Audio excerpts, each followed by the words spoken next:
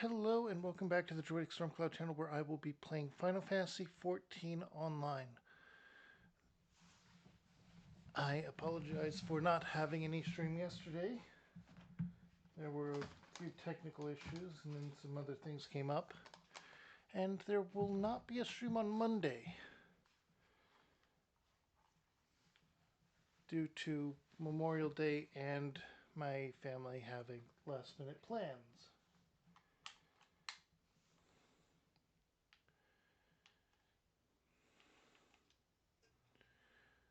But for now, we are going to jump right on in to the game.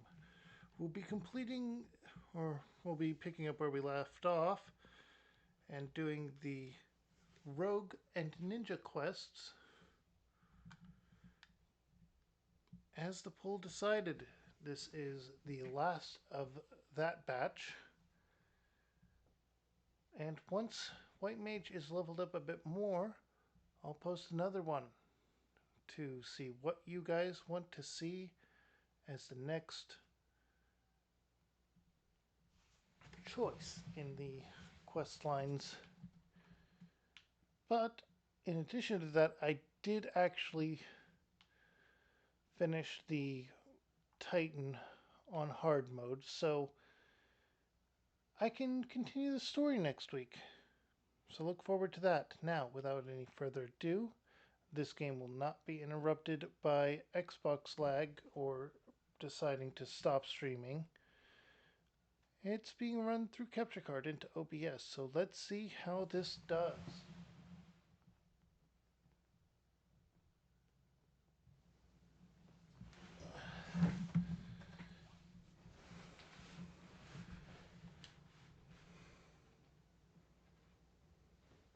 Okay, there's a 5-second delay.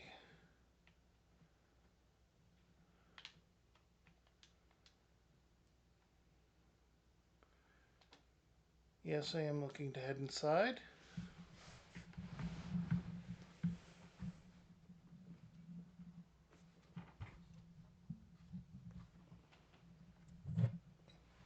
We go and talk to Jack.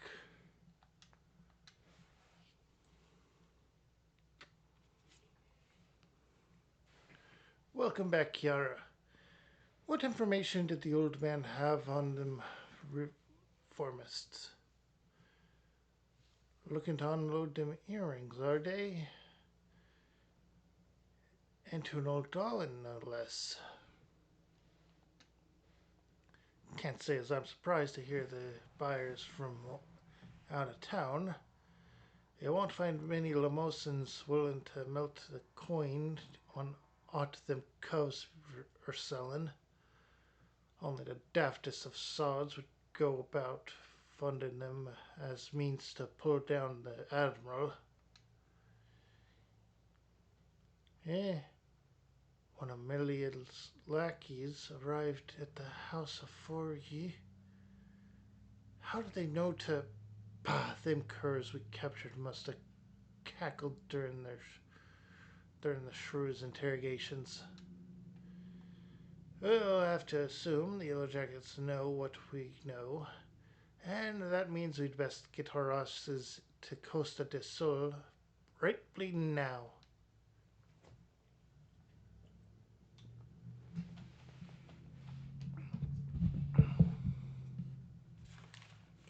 I'll handle this one, Jack. You and Kiara can wait here for Perimu. For Underfoot.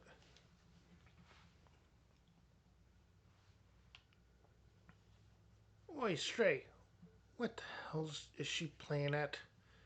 After her last, she knows this ain't a solo job.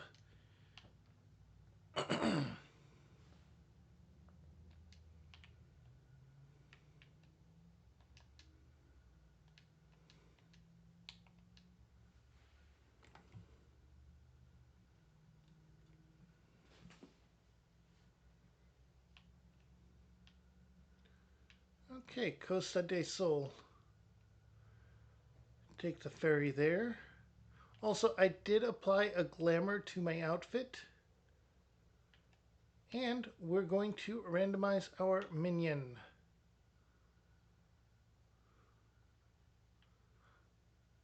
It's the puppy.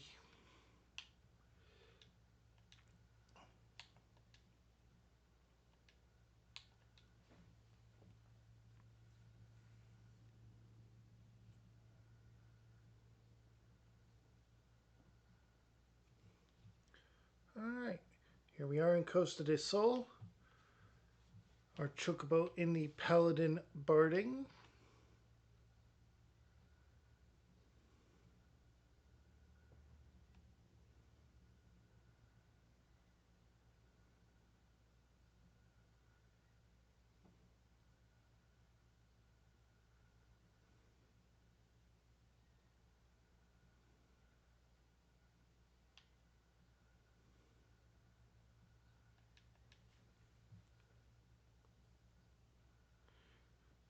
I told you to wait at the guild. I don't need. Well, it might be yes, I could use an extra mort in the shadows after all. Jack has his mind set on pushing the executioners, or punishing the executioners, but me? I just want to skulk in, cloy them silver bits, and skulk out. I reckon if I could manage that with no one the wiser, then they wouldn't know who to come after. Finish the job without drawing me daggers, you know? It ain't exactly true to the code, but the shield of the underworld honor won't stop them bloody killers from cutting me mates' throats and setting the sisters a glimmer. The guild's the only place what offered to take in a pirate stray like me. I'll not see it burnt to the ground. The deal's about to start. Stay in the wid when you're being to head out, or say the wid when you're being to head out. Say the word when you're good to head out.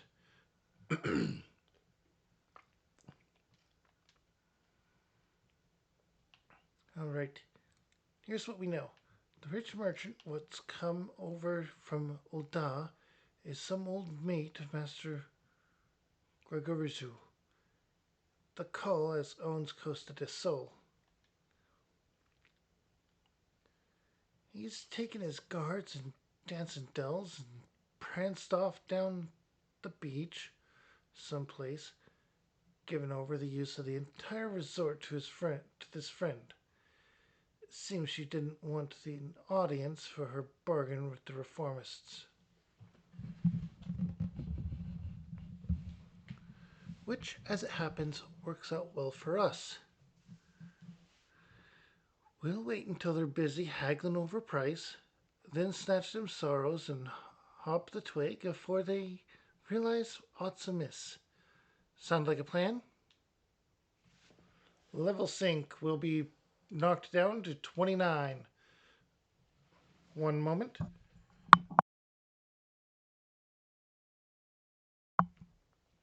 Sorry about that. A bit of a phlegm in my throat. Once again.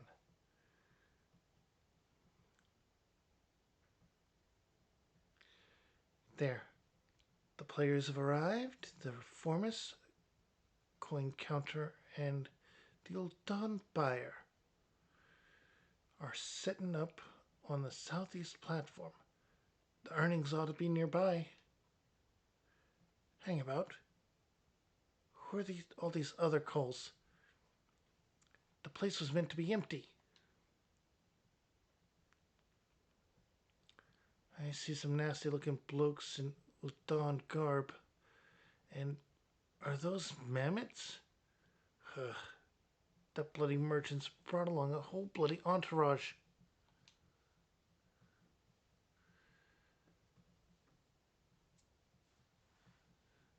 I've gone and got ahead of myself. I should have realized the job would never be that easy. We'll have to mill a few of them bodyguards first. I reckon you don't want to fight through a forest of blades should you get caught sneaking about up on them narrow walkways. It's Jack. Jack, I was just. I thought I'd. Stow your excuses, love. I know full well what you were about. What you were about. You started going soft on us, though, and you started going soft on us, though, and it'll be like losing one of me arms. I can't take on the bloody executioners all by myself. It's only 'cause I've got rogues like you and Underfoot and Kiara here that the guild can take the jobs it does. When me cubs walk the shadows, it's the blame pirates what do the trembling. Remember that, Stray. We ain't some two guild robbers what piss on their britches when their daddles are caught in the honey pot. Where the knives in the darkened men's, and no bastard wants to go blade to blade with the likes of us.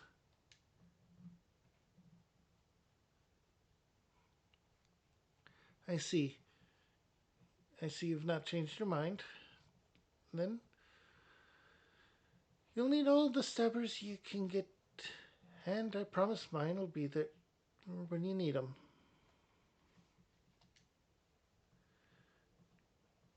Bene. Now, let's carve a path on that platform and bite back them earrings. Stray, you hide yourself down by the docks in case the marks escape during the fighting.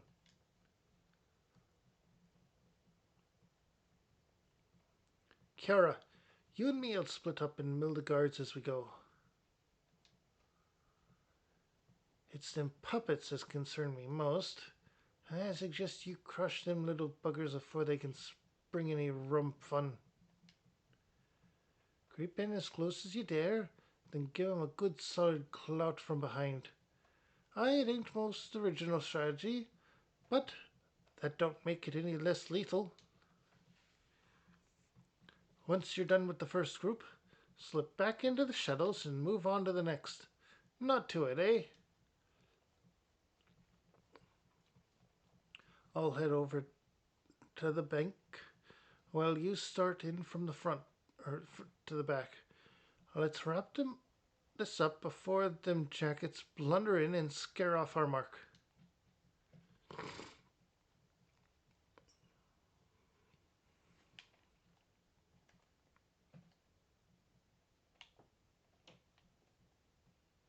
All right, so the mammoths are a problem, he says.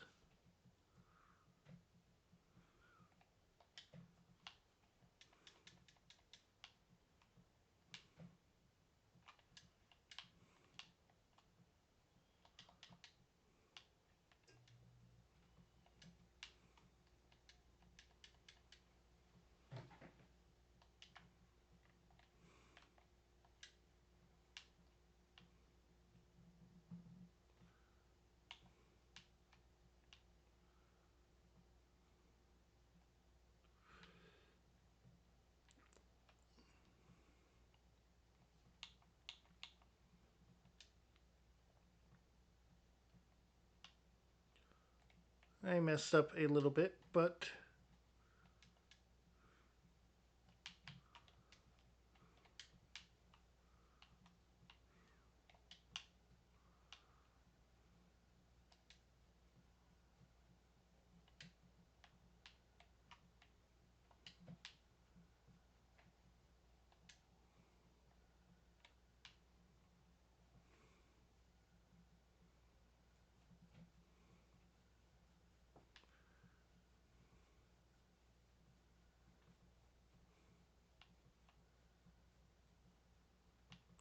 okay.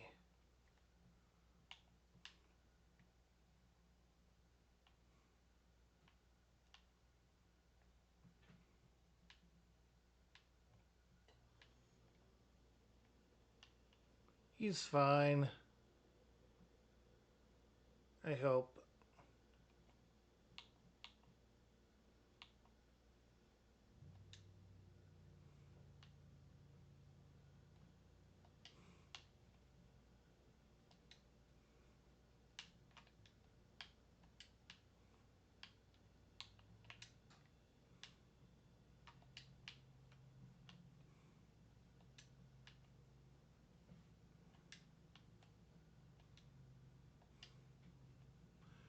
Come on.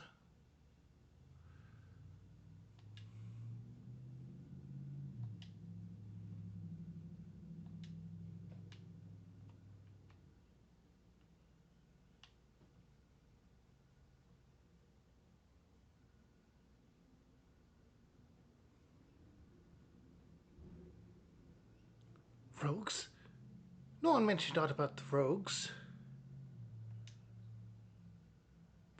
What in the hells do you think you're doing? I am conducting a business transaction on behalf of the bloody executioners. Do you understand what that means? Do you know what they'll do to you? Aye, I am all frightened. Odd then that you're the one who's shaken.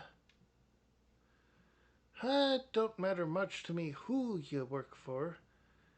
Your bosses broke the code and we're here to collect. Those'd be the Silver Sorrows then. I'm sure you paid a caravan of coin for them shiny baubles, but I doubt they're worth your life. Let's have 'em then. But wait a minute, damn you.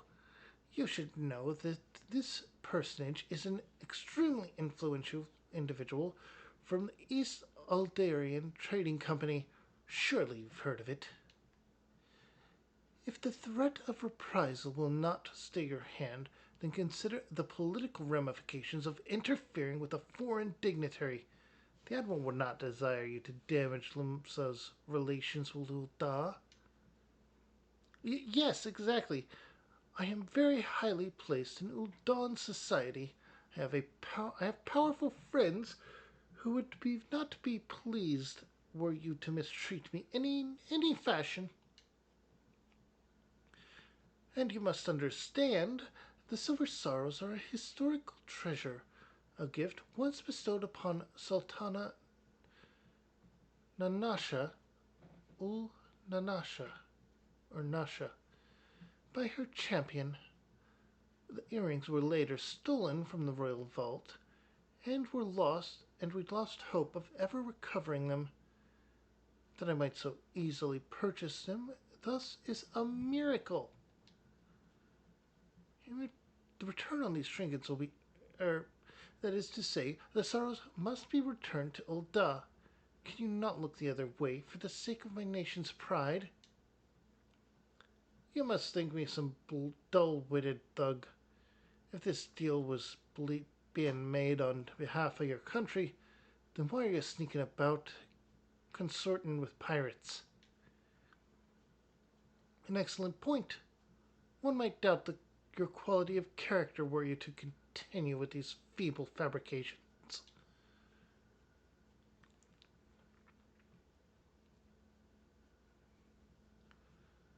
You need only entrust those earrings to me, should you truly wish to see them returned to Ul'Dah. That is, after all, 'twas to fulfill this very purpose that the Thalocracy bid on the sorrows in the first place. Bit late there, ain't you, Captain? I think you'll agree on this round belongs to us. On the contrary, my dear scoundrel, I made the winning move the moment I knew we were dealing with a merchant of Ul'Dah. I come bearing an official order of seizure authorized by the Admiral herself. You will not be harmed, but I must insist on your cooperation with this reclamation of unlawfully obtained goods. And though Costa del Sol is private property, it nevertheless lies within state-governed territory. Come along quietly, and we need not inconvenience Master Virtue any further.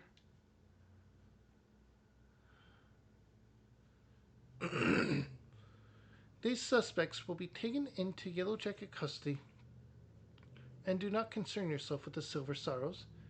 They will be quite safe with me.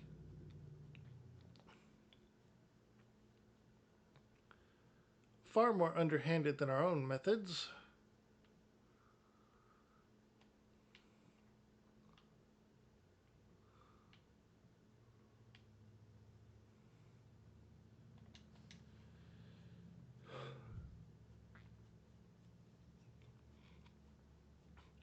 Bah, the hell's that? Take that canary-colored harpy. We might as well have handed the things to her on a velvet cushion. I'll go find Underfoot and help him with his digging. There's still that last treasure out there, and you can be sure the reformists won't be giving up without a fight. Or giving it up without a fight. Aye, you do that, Bane. Been luck to you, love.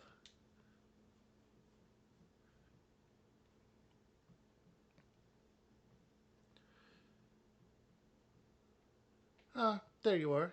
You left before events had truly been decided, and I thought you deserved to know the score.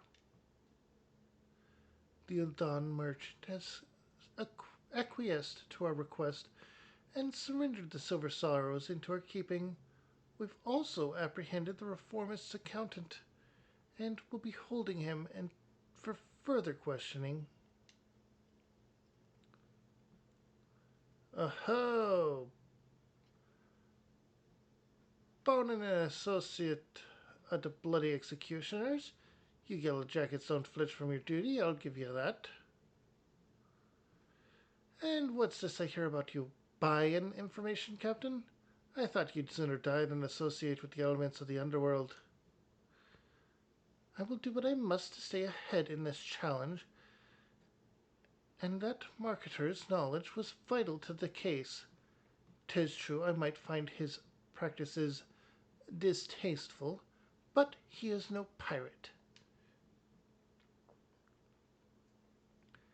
It is the fading era of piracy which I mean to consign to the history books, and that chapter will never be fully closed until every pirate spawned relic, including you and your guild, become a thing of the past.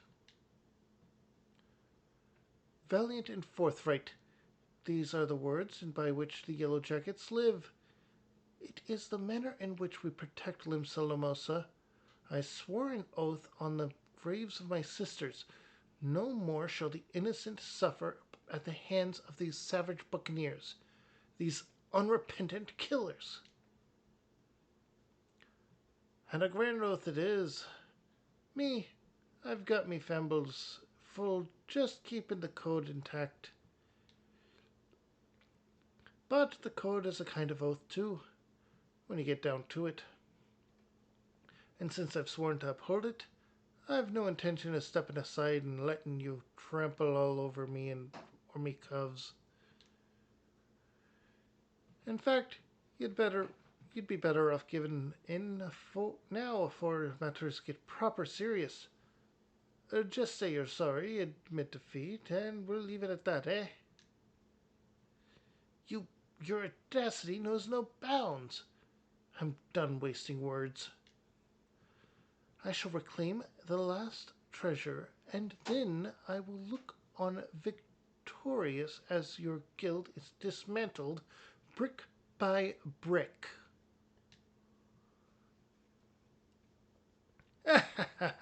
That's the spirit, Captain.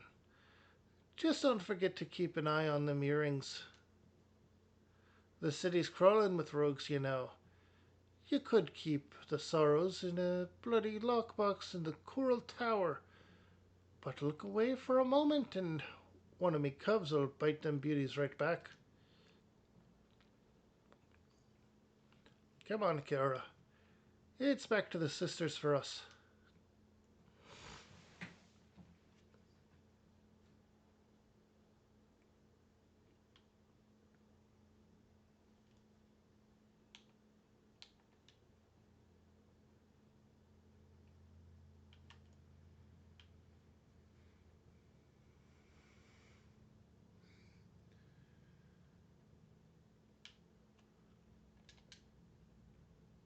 Ethernet, Fisherman's Guild.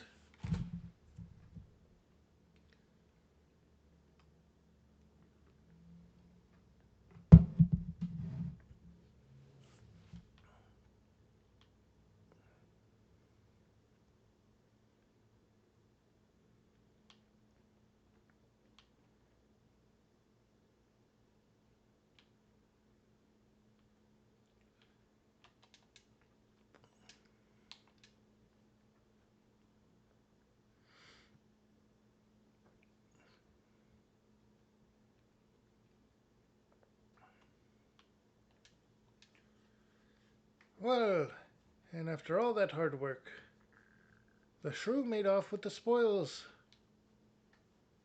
And as far as her damned contests go, I suppose that makes us even. It'll be the last treasure, this black sarcophagus. What decides the victor? Whatever the reformists are doing to keep it Bob, you can bet your grandmum's teeth there'll be some blade work needed afore this job is done. Get yourself ready for a proper scrape, Kiara.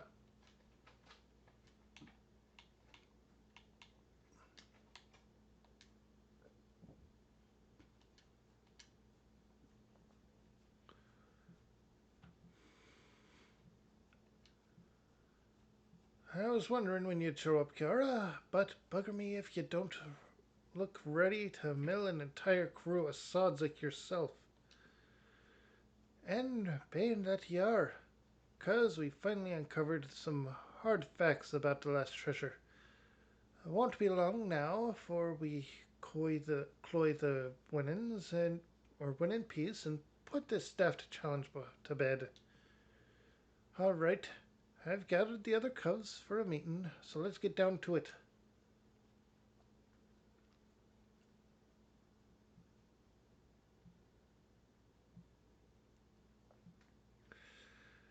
At long bloody last, the black sarcophagus has given up its secrets. Underfoot, you have some news for us? Hi, Jack. I think half our troubles is, or I think half our trouble in whittling the truth of it lay in calling this thing, or this nasty thing, a treasure. The black sarcophagus ain't no damnable bauble.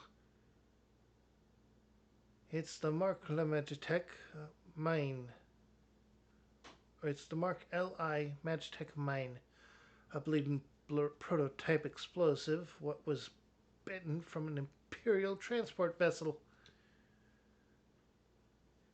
And even though it ain't that big, maybe the size of a small cargo box, they say that the blast would have enough kick to incinerate bloody behemoth.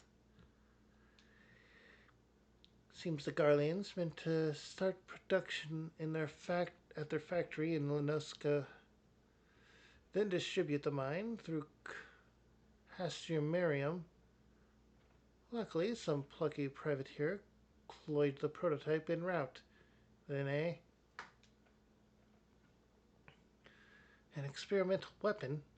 That explains why the Thaliocracy was so bleeding eager to bid at the auction, and so reluctant to share the details with us.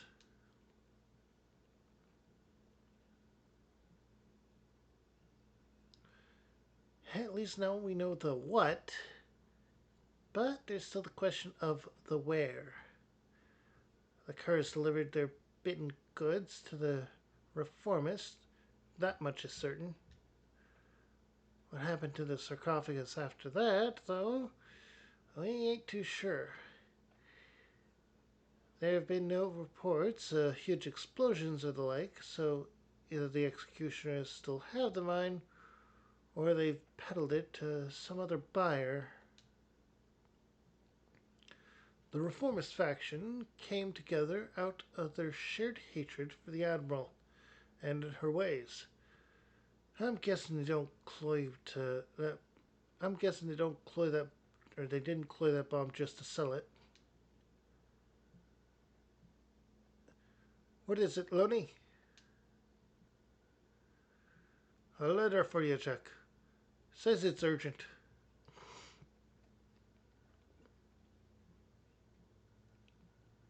A letter? Who's it from? The old man. I found it while I was sorting through our daily deliveries.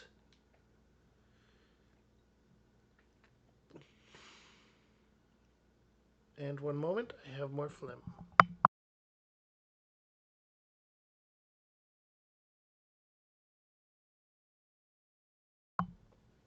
Let's see now. Let's see now. Come to Thalos. I have urgent news. I've never known the old man to summon a customer. No one's seen him at his usual haunts for a while.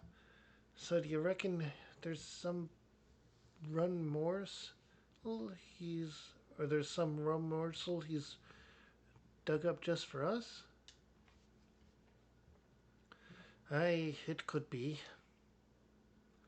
Kiara, you and me are headed to Thalos. Underfoot, Stray, you're to take another stab at pinning down the location of the sarcophagus.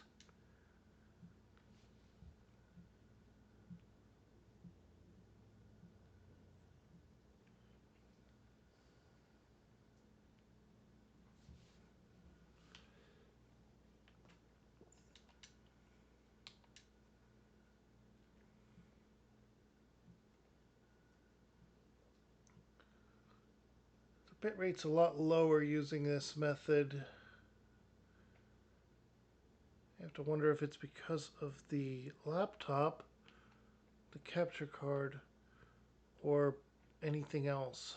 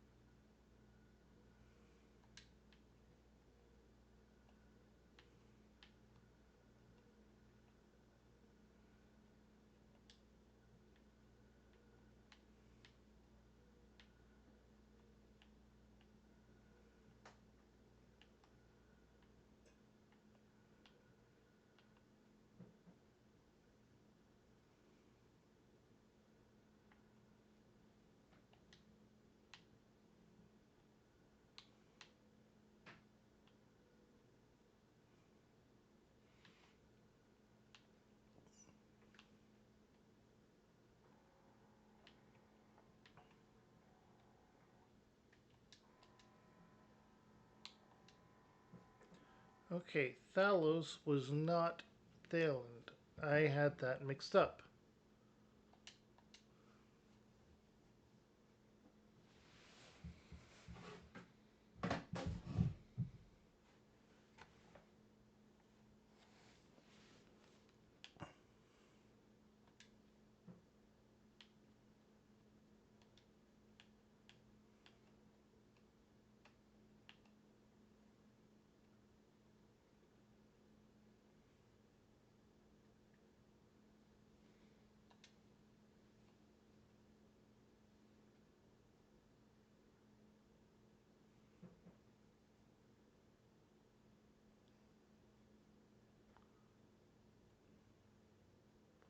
Okay.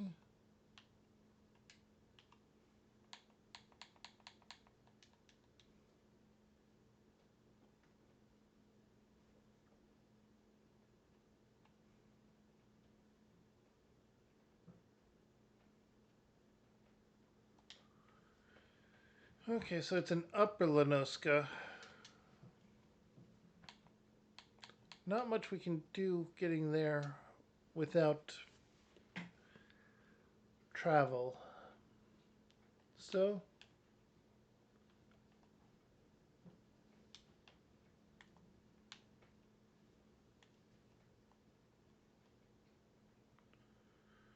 we need to go through Western Lenoska.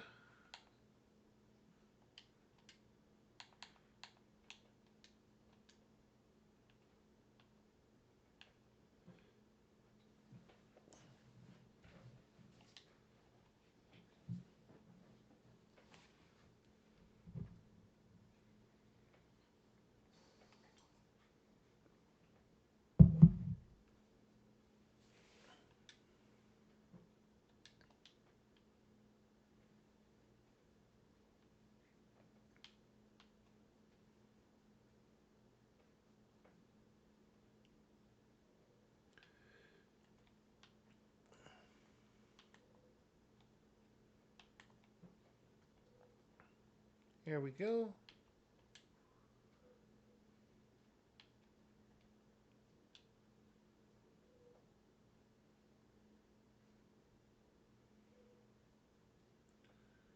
And there we go. Upper Lenoska, just there.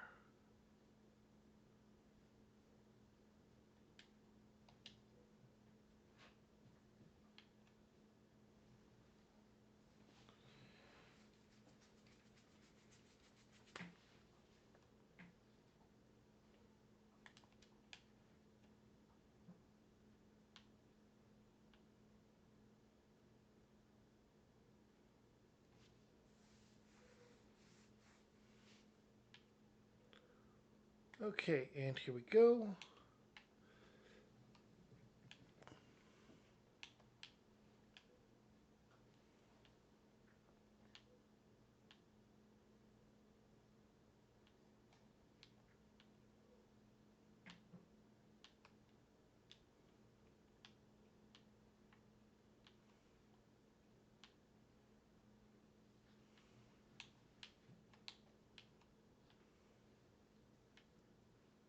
That's not good.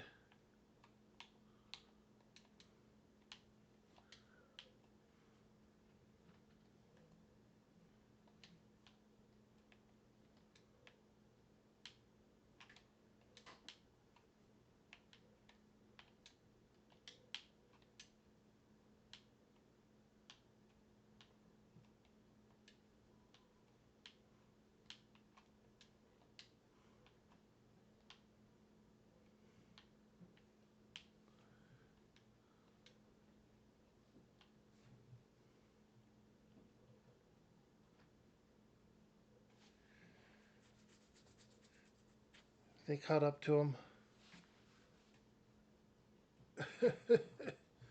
You waste your time, darling.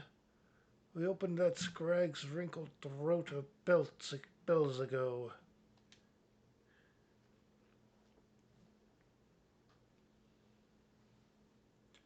You cross the bloody executioners and you get what's coming to you.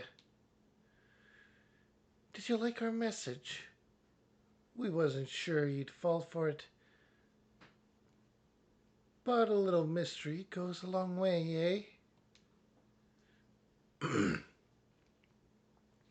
Now don't be like that, darling. Me and me mates didn't have much choice. When the boss says go play with the rogues, then we gotta go play with the rogues. After all, we never asked you to come ruin our game, now did we?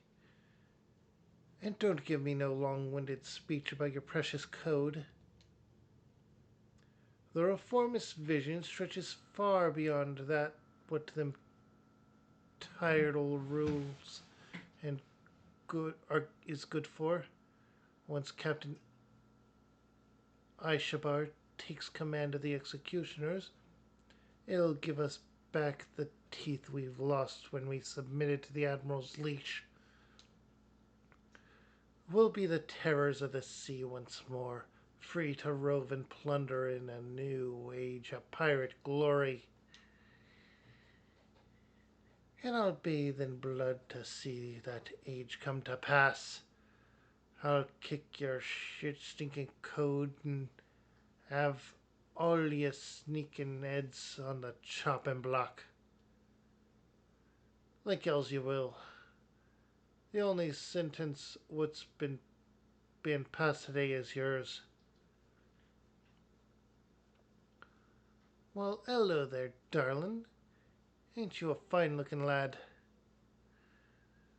I've heard all this rattle before. Free to pillage and plunder, is it? Aye, it all sounds grand, but you don't think of the price. That shit stinking code is the only thing what keeps your bloody cubs from milling one another.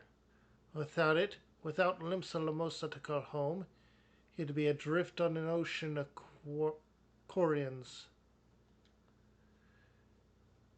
But if you're so keen to keep company with the dead, I'll be sudden happy to oblige. Uh, It was prettier with your gob shut. But I can see I'm out of me depth here.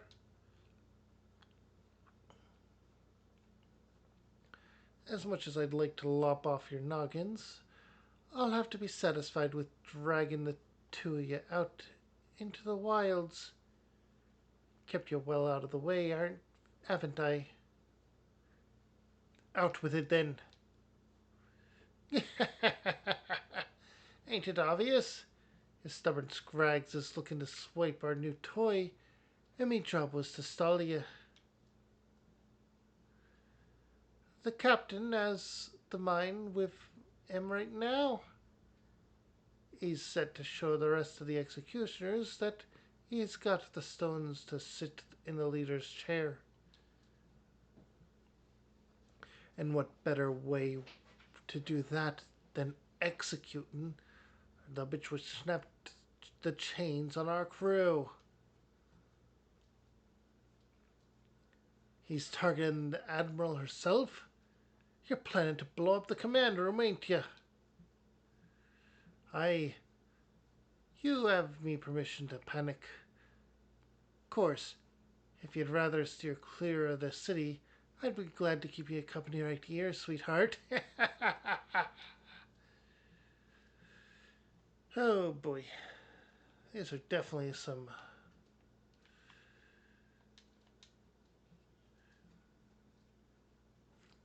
We've got we've got this Mad Mort at our mercy, but she seems to be enjoying herself. I'd rather drag her back to the guild and see what other information she'll spill. I'll need you back at Limsa or in Limsa as well, but you've business at the foremast first. You should find Captain Milia at her post there. Forget about the sudden challenge and tell her everything we know. Unless me judgment's well off kilter, she'll do what needs to be done.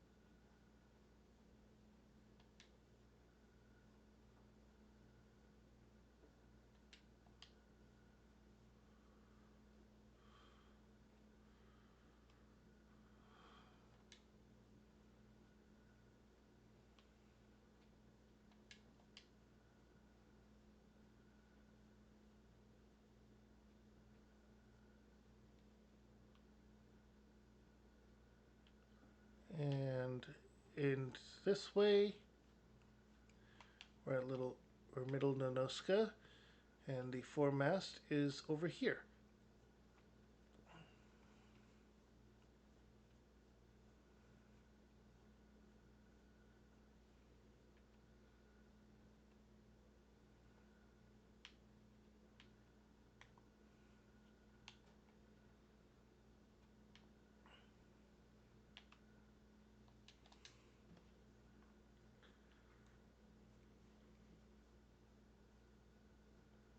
Oh, you're one of Jack's rogues. You've come to steal the sorrows, have you? Well, you shan't have them. As you can see, they're safely clasped upon my very own. Huh?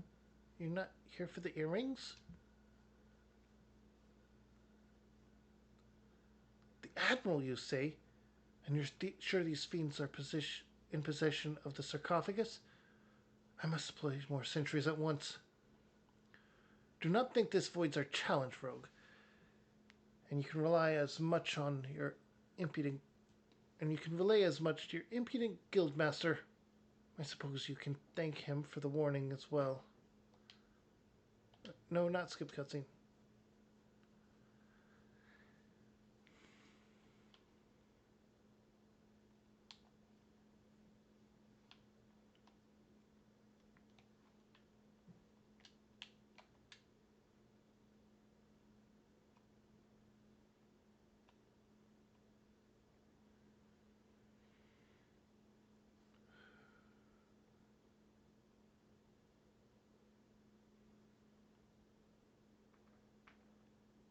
Alright, we just have to get back to the Rogues Guild.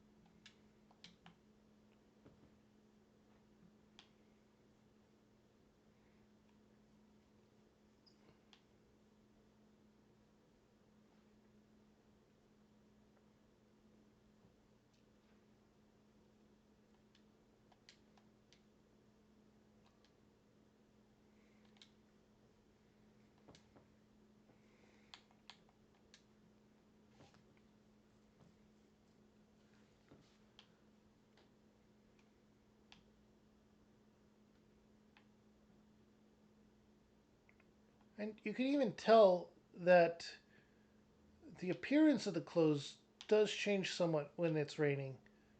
That is an excellent addition in this game. Nice little detail.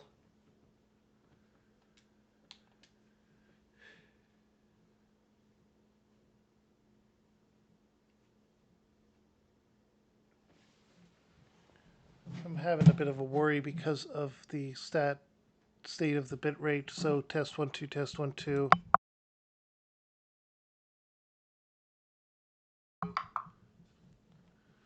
And it is fine. Okay.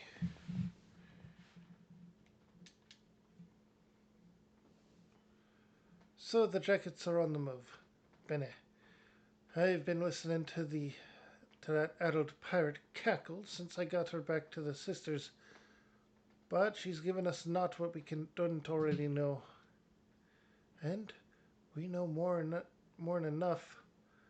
I say we rally the rogues and go after that mine afore it blows up in our mums.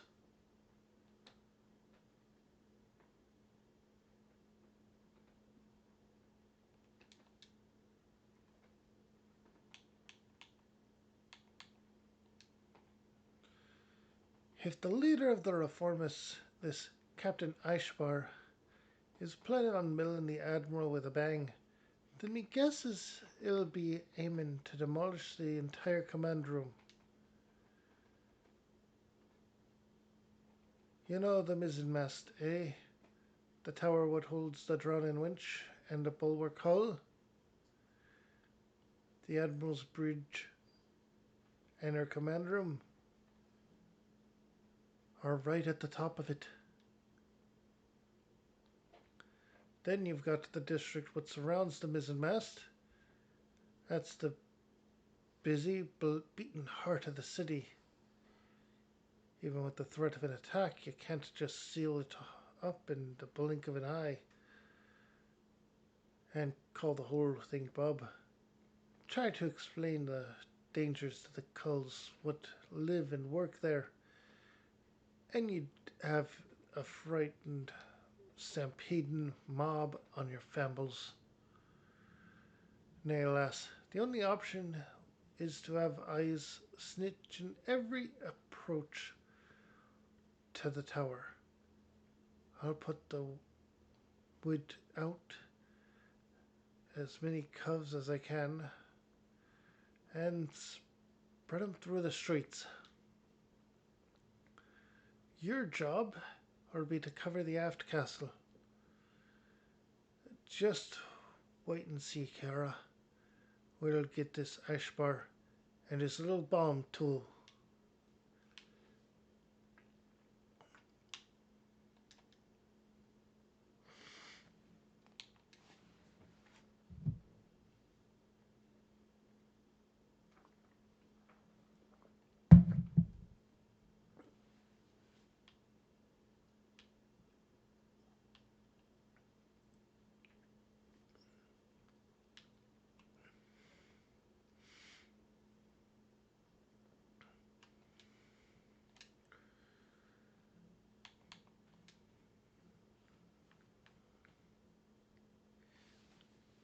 Here we are at the aft castle, and it is directly south of us that we need to go.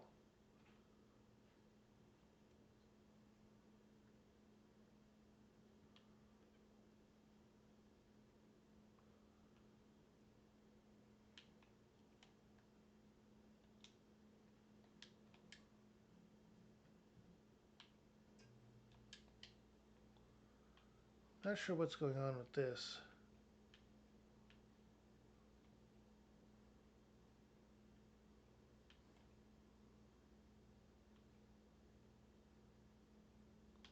Probably an event of some kind.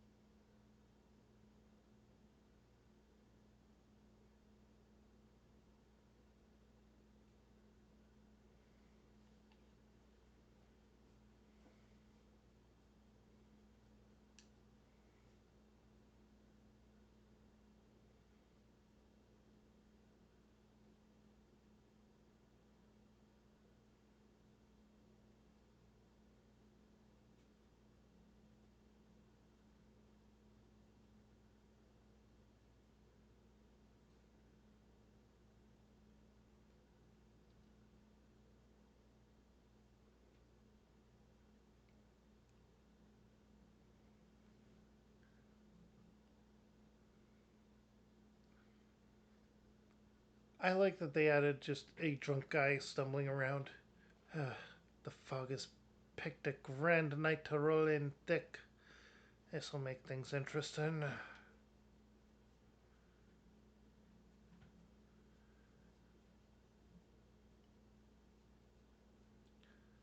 Our presence on these streets is far too thin. Where are the reinforcements I ordered? My apologies, Captain. There just ain't any more soldiers to spare. The bulk of our forces have already been assigned to guard not only the Admiral, but a number of other high ranking persons now as well. Unacceptable! What could Commodore Reiner be thinking? These are dangerous criminals stalking this. There are dangerous criminals stalking the city as we speak.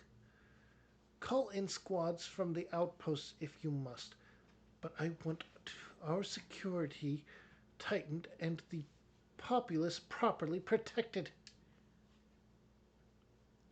But, Captain, we can't be certain the pirates' plan hasn't changed.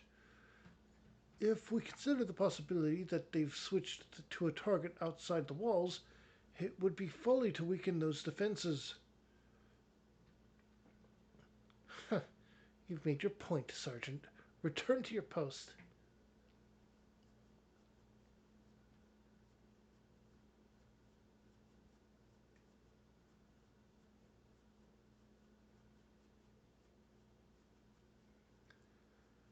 Once all is lost, it is far too late to question what one should have done.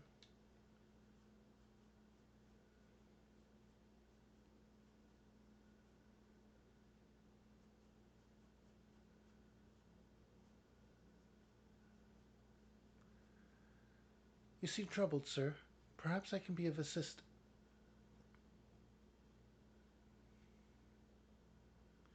Ah,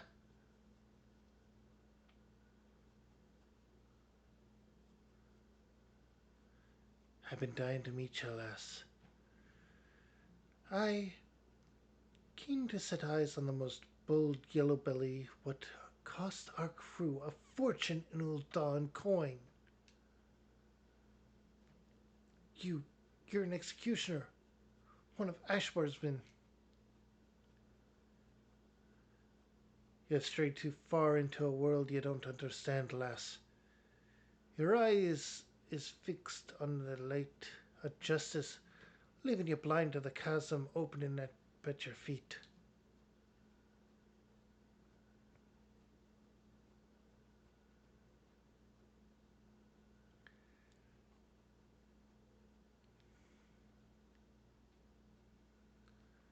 At least that, at least they'll say you died with your boots on.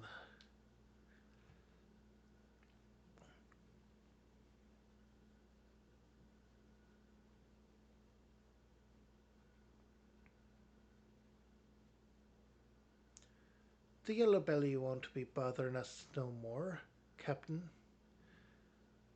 As for the mine, the lads'll have it primed in front of their wench by the time they get there. By the time you get there.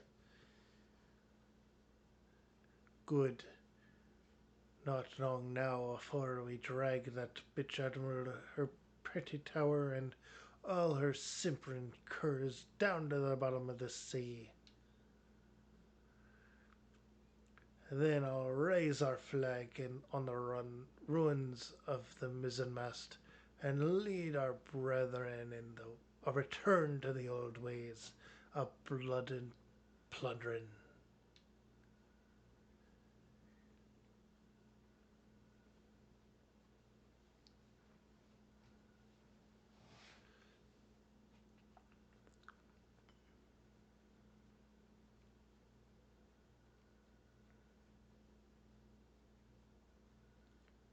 Oh boy, it's the drunk that was with Jack.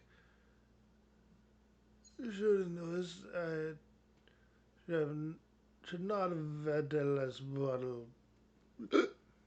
Bottles.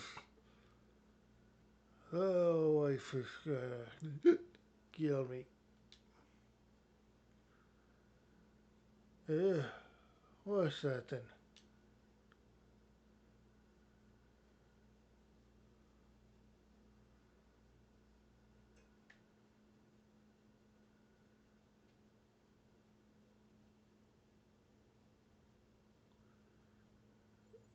Not after the command room. They mean to bring down the entire tower. If the mizzenmast falls, the bridges will follow. Half the city will.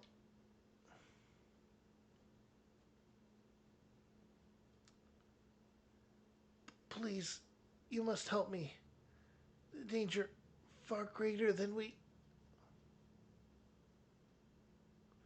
Bloody hells, it's alive.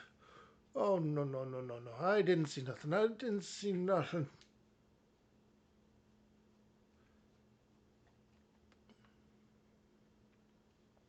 Please, you must send word.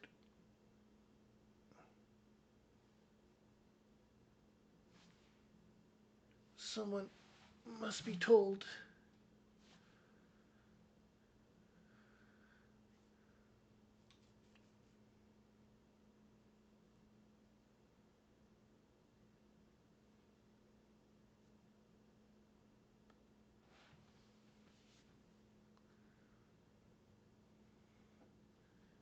How, you, how did you.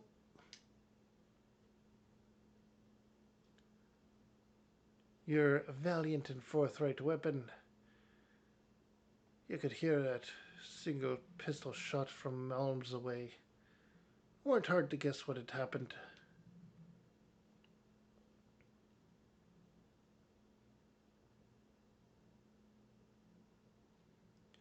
I poked the yellow jackets on me way here. Over. A healer'll be along shortly. Bene. That means we've only one last thing to do. We've never been allies, but I beg you,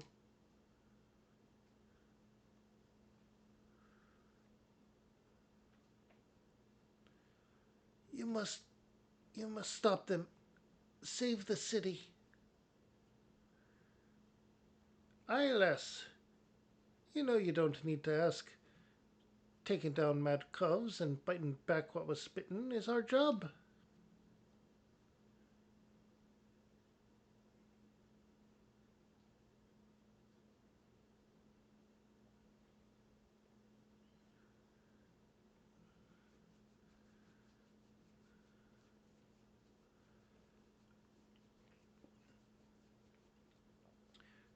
You all set then? Ready, Jack. Always.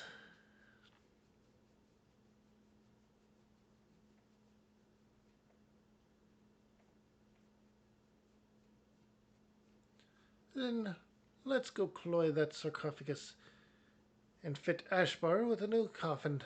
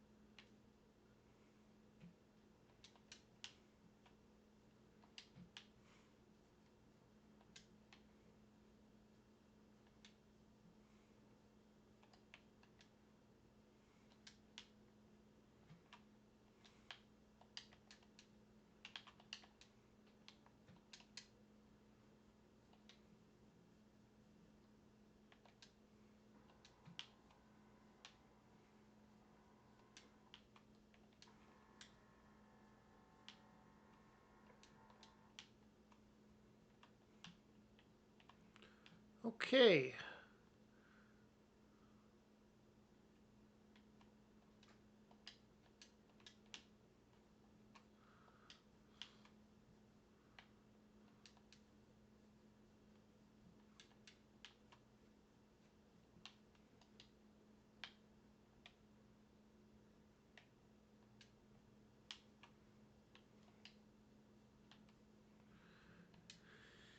I messed up on that a little.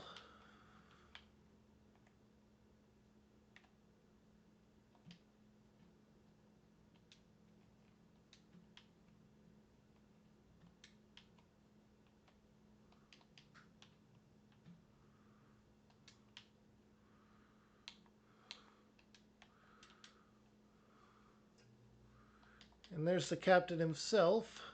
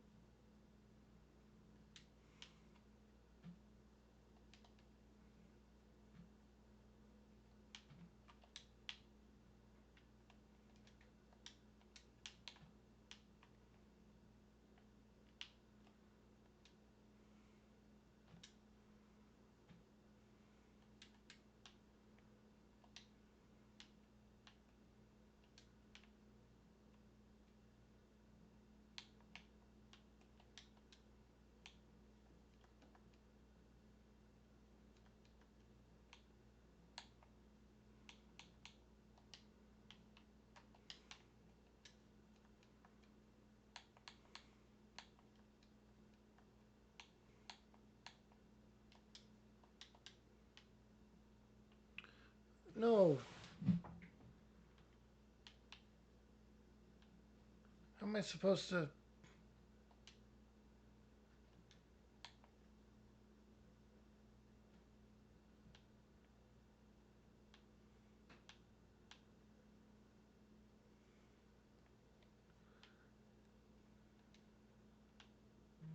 All right, we failed, but how am I supposed to?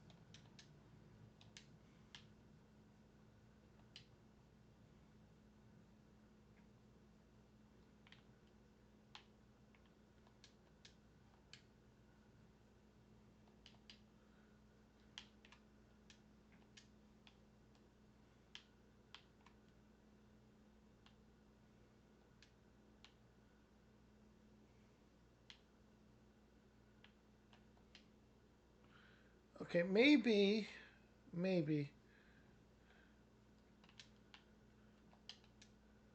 I think I figured it out. I don't need to fight the guy.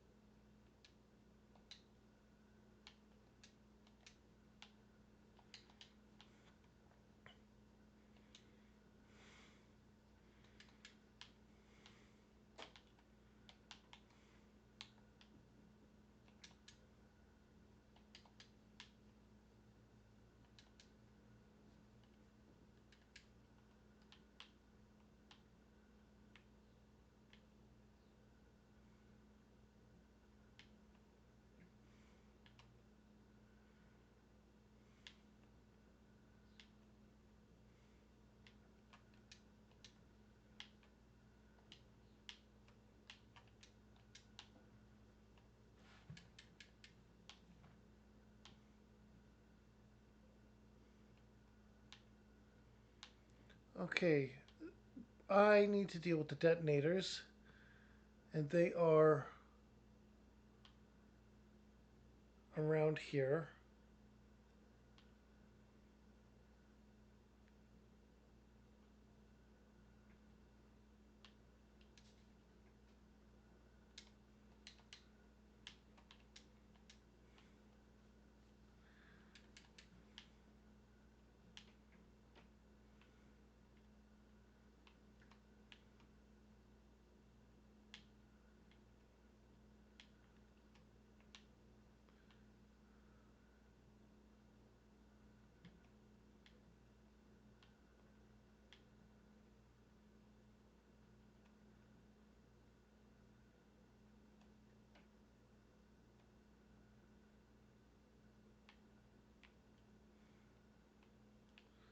Oh, down, right, that had two paths.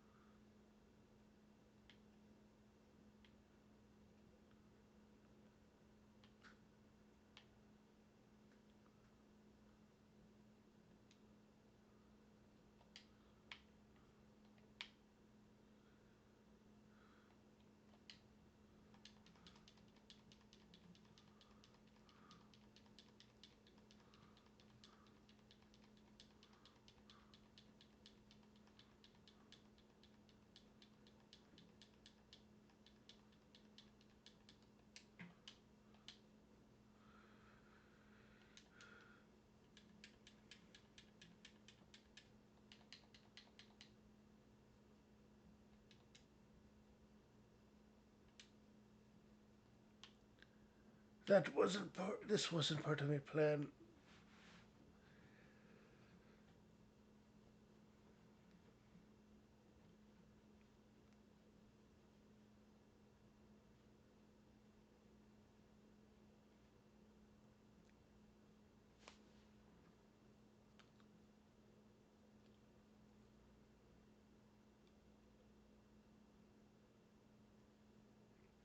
Status report. Not skip. The mine's been disabled, and the engineers should be able to have it safely removed. Our soldiers sustained some injuries in the battle with the reformists, but none were fatal. Also, the Admiral sends her sincerest gratitude. Hmm. Look, there she is. That's Captain Melia, the hero of Limsa Lamosa.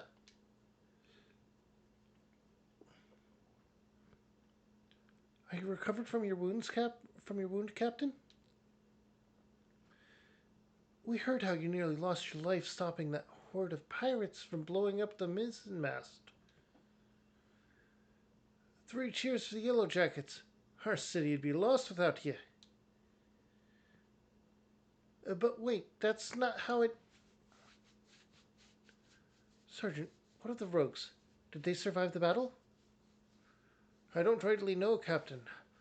All we found near the sarcophagus were the reformists, either dead or strung up from the rafters. Alive, then.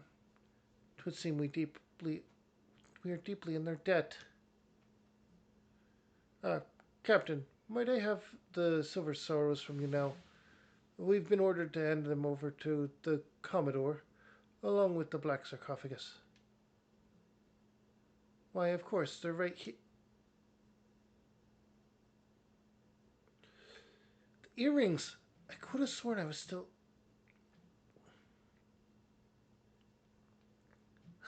He wouldn't have. He stole them from me while I lay dying? That cad! I knew he was not to be trusted. Keep an eye on him, indeed. I should have known.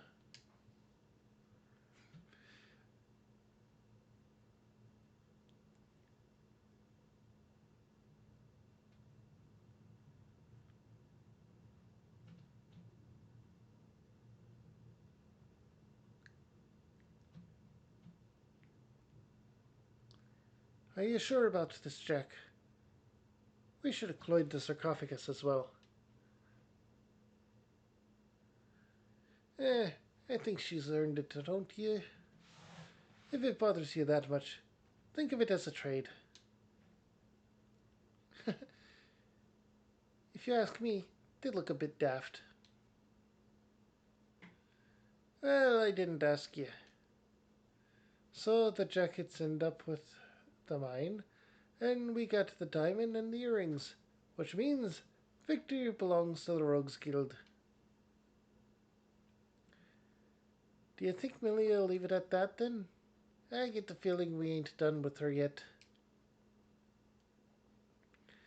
I'd say we're done with our challenge, but you never know when our paths will cross again. We'll just have to see what Limsa's underbelly spits up next. Aye, this city is. This city ain't ever quiet for long. Well, it's been a pleasure working with you, Kiara. If you ever need a trusty pair of stabbers by me, if I ever need a trusty pair of stabbers by me side, I'll know who to ask. I'm off as well. Bloody starving I am. Don't forget your to yaffle a bite when you can, eh, Kiara? We'd best head back to the sisters too, before the shrew decides she'd rather hear us cry cockles.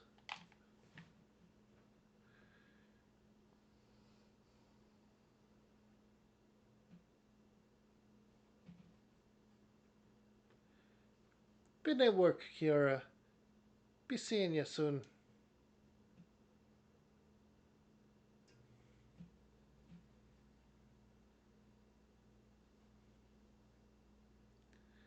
And that is the Rogue's storyline. We have completed the Rogue quests, which means the job should be available.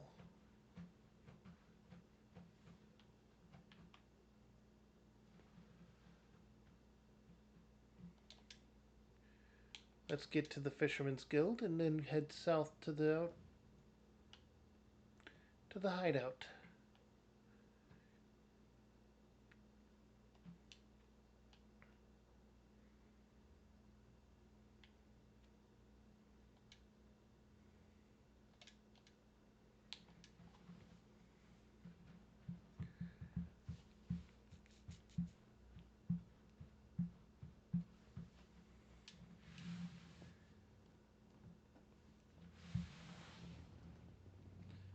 Hello there, Kiara. It'll be nice to finally have a bit of rest, eh? The job never ends, but even a dimber damber like myself needs to breathe every now and again. And your venturing mates must be wondering where you got to. That was a proper long assignment, but I'm glad you decided to see it through. You've proven to be a stalwart protector of the code, even if this ain't truly your world. When you walk back into the Lightmans, you'll have to find your own code to uphold. And when you do, you'll have the skills you learned in the shadows to help you defend it. Well, that's more than enough prittle prattle out of me. Your travels might take you far and wide, Kira, but know you're always welcome here at the Sisters.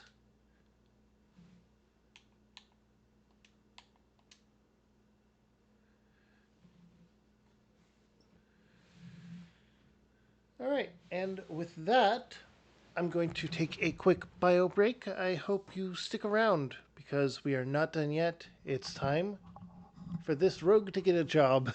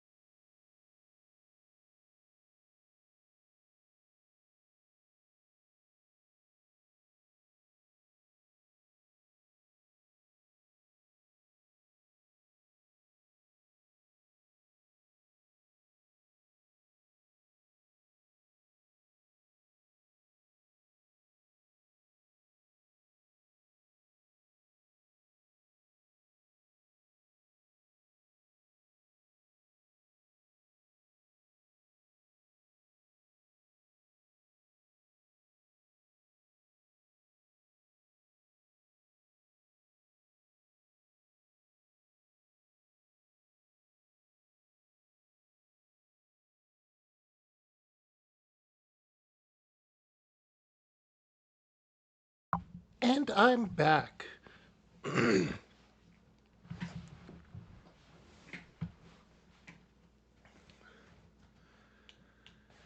Soul of the Ninja and an ability. Let's begin. Kiara, keeping your saber sharpened, I hope. 'Cause I've got a job to be done, and I reckon the Dimber Damber what put the executioners on the chopping block is just the one for the doing, or to be the doing. My men have sighted some shifty types round Wineport of late. Not code breaking cores, so far as I know, and that's the rub. We don't know half as much about them as I'd like. They claim to be simple peasants, refugees from some far flung realm, but I don't know what many peasants would skulk about in the Darkmens as much as they've been doing. So long as they're not breaking the code, they can do as they please. But being who we are, it falls on us to look into the matter and make sure that all is Bob. As me gut tells me, this'll be a two rogue job. I've sent Underfoot on ahead, so put your best, or so pull on your best cases, or your best beater cases, and head to Wineport and meet him there.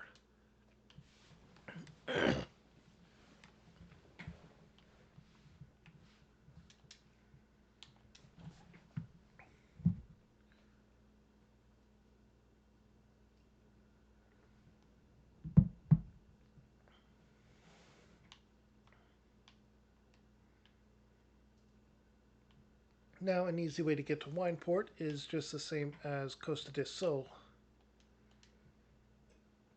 No, that's Aleport.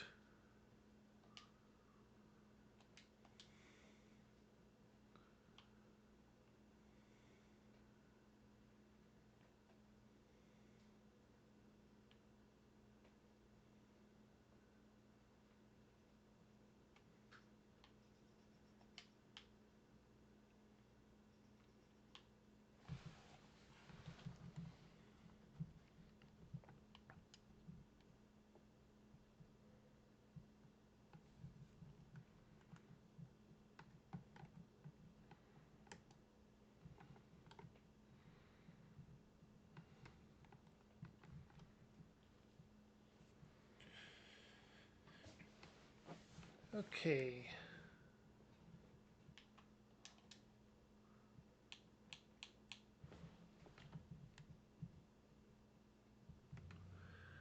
So we need to go to middle and then go to eastern.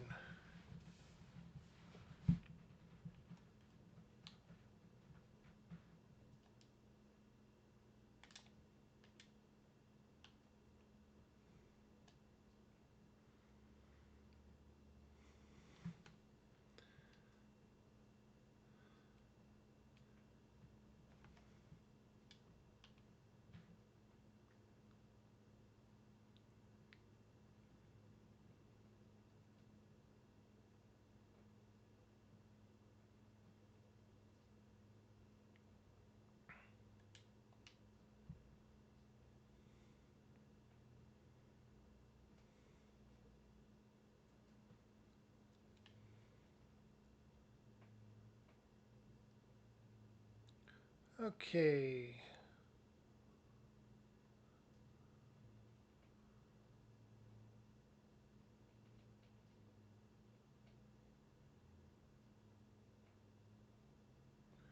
And there we go.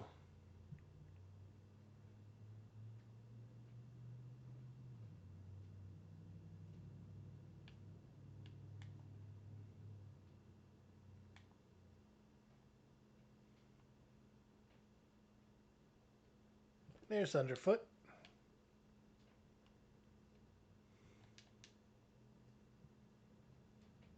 Kiara, when Jack said he'd be sending one of the guild's canniest morts along after me, I had a feeling it might be you. Now, I'd love to tell you old Underfoot's already whittled the whole scrap on our friends, but truth is, I've turned up more questions than answers. They claim to hail from the South Sea Isles, but me little birds at me Elvin's gate swear that to the last man that there's some piss poor mummery. There's no record of any such ship sailing into port. It looks like it falls to you and me to take a closer snitch, eh? I hope you brought your sharpest stabbers, as there's no telling who were. Did you hear that, lass? Either old Underfoot's gone daft, or some more just screamed out for their dear life.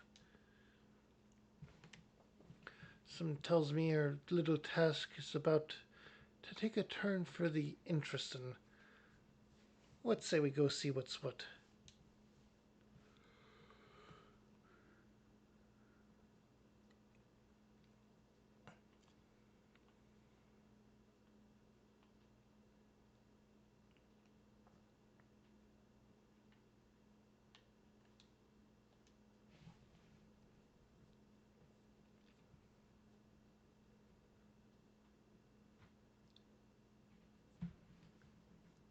Have mercy, I'm but a simple milkmaid, with not a single guilt to my name.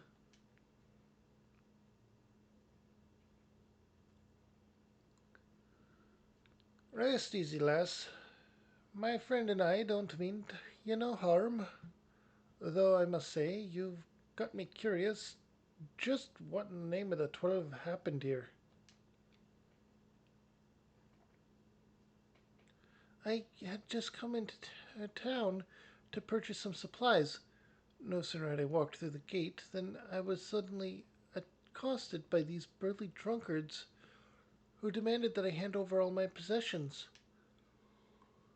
To my good fortune, it seems the men had partaken it a bit too heavily. When they saw the meager contents of my coin purse, they began to squabble amongst themselves. A fist fight ensued, and before I knew it, the three men were laying on the ground as you see them now. Sounds like Nimmy has smiled on you today, lass. Though I suggest you be a bit more careful on your next visit. All men are scurvy sorts frequent these parts, and you'll find that not all of them are blundering lackwits like your friends here. Thank you for your concern, good sir, and rest assured that I will take your words to heart. Good day to the both of you.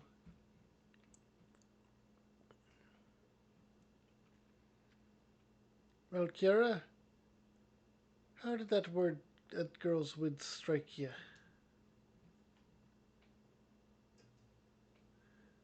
Memory, I say.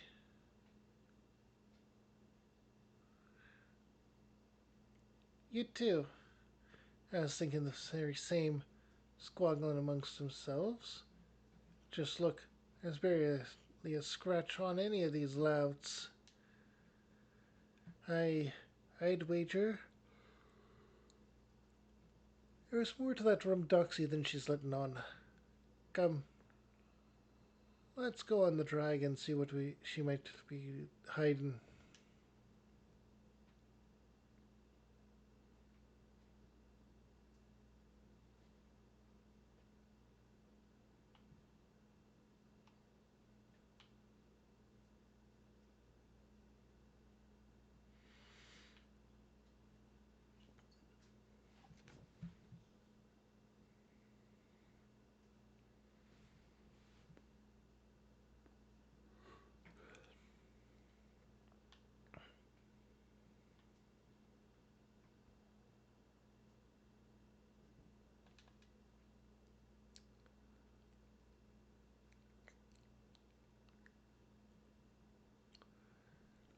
And the right mess we've got here. You reckon these cubs got to the wrong end, or on the wrong side of their lass? One thing's for sure. They're no more peasants than you or I. One look at them stabbers tells me as much. I have failed. I beg of you, take this and return it to Master Orobo. to Lady Supame.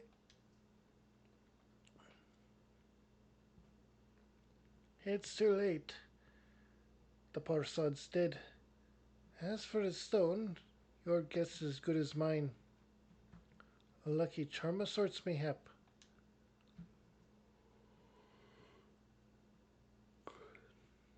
Any road.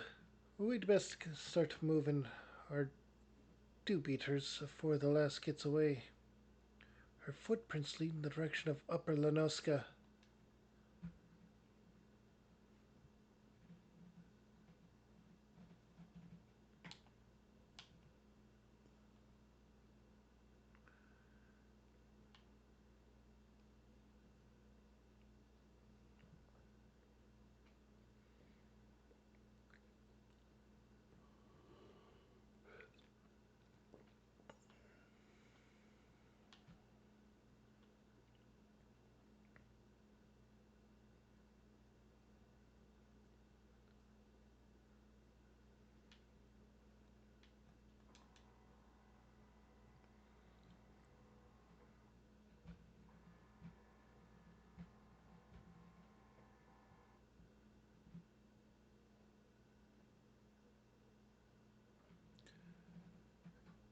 She's hiding behind a tree, as if that could hide her from me.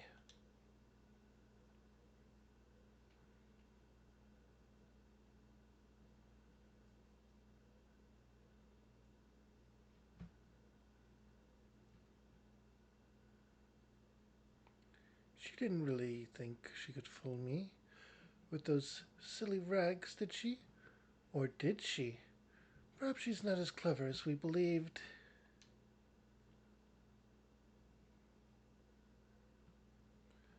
And a mysterious savior rushes to the damsel's defense. Such bravery, such compassion, such folly. Little does she know that the girl is more than capable of taking care of herself.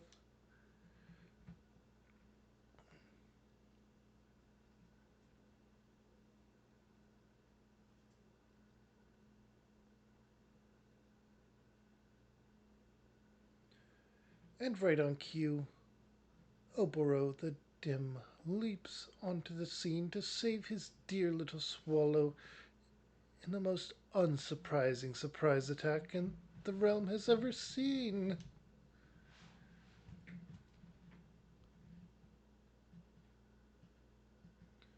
Cease your ramblings, Karasu, before I rip that tongue from your bloody beak.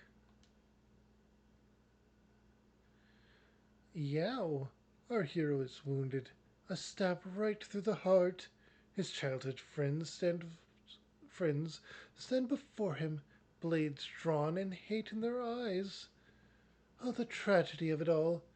The audience sobs. And what's this? A couple of bit players who have forgotten to leave the stage. Did no one tell them their part in this play was long since over?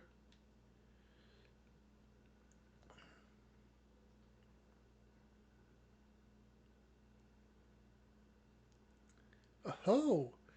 And the faceless rogue shows surprising skill. Perhaps she has yet, or perhaps she yet has a role to play. I will say this much: unlike a certain someone, at least, you intrigue me.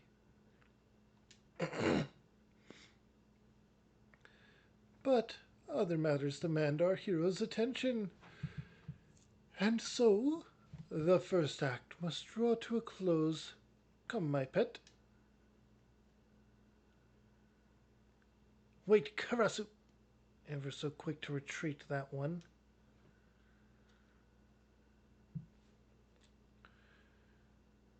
The two from Wineport. Did you follow me here?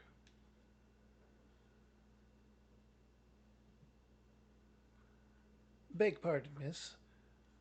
My friend and I are here on behalf of the dutiful sisters. And you, sister, have some questions to answer. I've lived on the underbelly of society long enough to recognize when a man's more than what he seems. And, or so make this easy for us, lass. Just who exactly are you, and what are you doing here? And here's hoping, for both your sakes, that it doesn't involve breaking no code. So you are the rogues of whom you, Lady Yugiri, spoke. Forgive me, we were remiss in not seeking you out sooner. Very well, you shall know all there is to know. My name is Oboro, and she is Tsubame. We hail from a village in Doma, several thousand miles across the sea. We are, uh, perhaps, but perhaps you have no word for what we are. In our own tongue, one might call us shinobi. Doma? The Imperial Province? The same, though it did not have to be so. Our countrymen fought with honor against the might of the Garlement, or of Garlement. What we lacked in number, we made up for with martial prowess. Do oh, I bumped the button.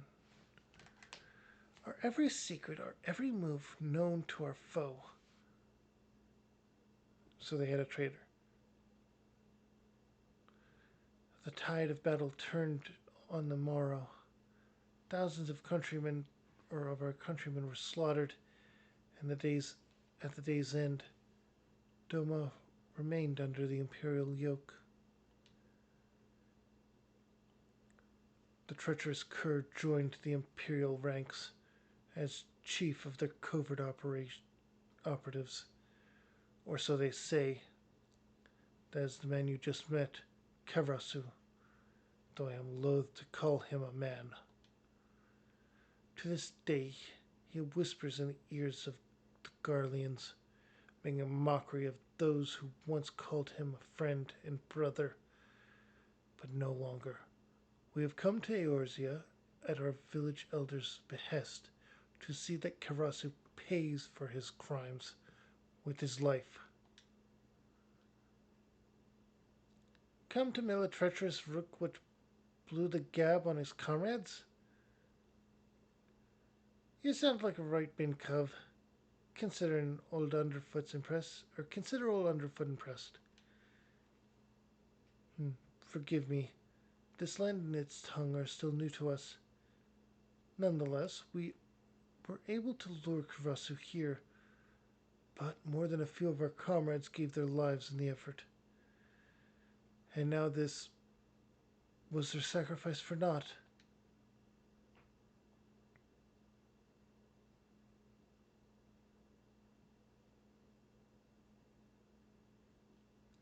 Ah, you have my gratitude. When one of our kind falls, tradition dictates that we return their soul to the village, that it might rest with our ancestors. What? Our fallen brother's soul calls out to this woman? Could it be a sign? Are we fated to fight as one? I would make you an offer. We will instruct you on our art, the art of ninjutsu. In return, you will share with us your knowledge of this land, that it might serve in our mission. But Horbo, she is not Doman. She is not of the village. Look around you, Tsubame. Our brothers and sisters are fallen or gravely wounded, and today's failure makes it all too clear. We cannot hope to stand against Karasu without knowing the lay of the land. Can't say I'm thrilled at the prospect of losing a dimber damber like yourself, but else, in my younger days, I'd like been keen to try my fams at some of those techniques myself. And the more my wattles take in, the more those two strike me as the binner and binner folks. If you're keen to lean them your dabbles, I'll not be one to stand in your way. If you would know more, come to the Dock Shore House at Reencatcher Gully. We shall await you there.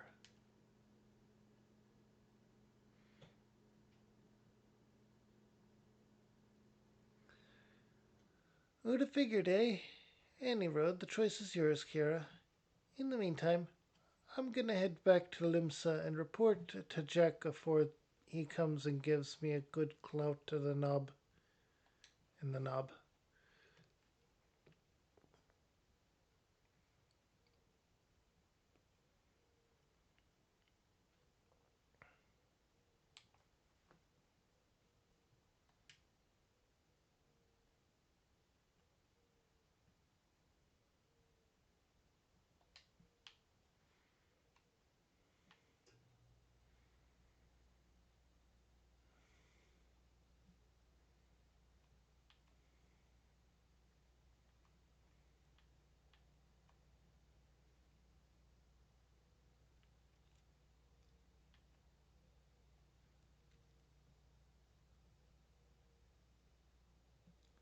Okay.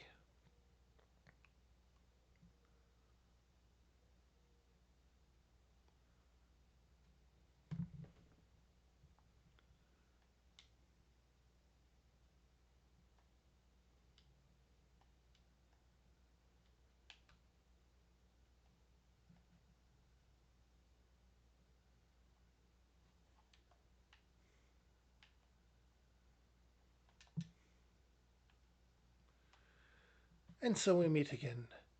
Am I to take your presence to mean that you have chosen to accept our offer?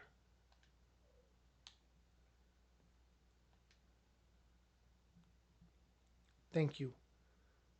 I speak not only for myself but and Tsupame, but to our entire village, or for our entire village, when I say you have our profound gratitude. What I would tell you next, I would tell you out of the earshot of strangers.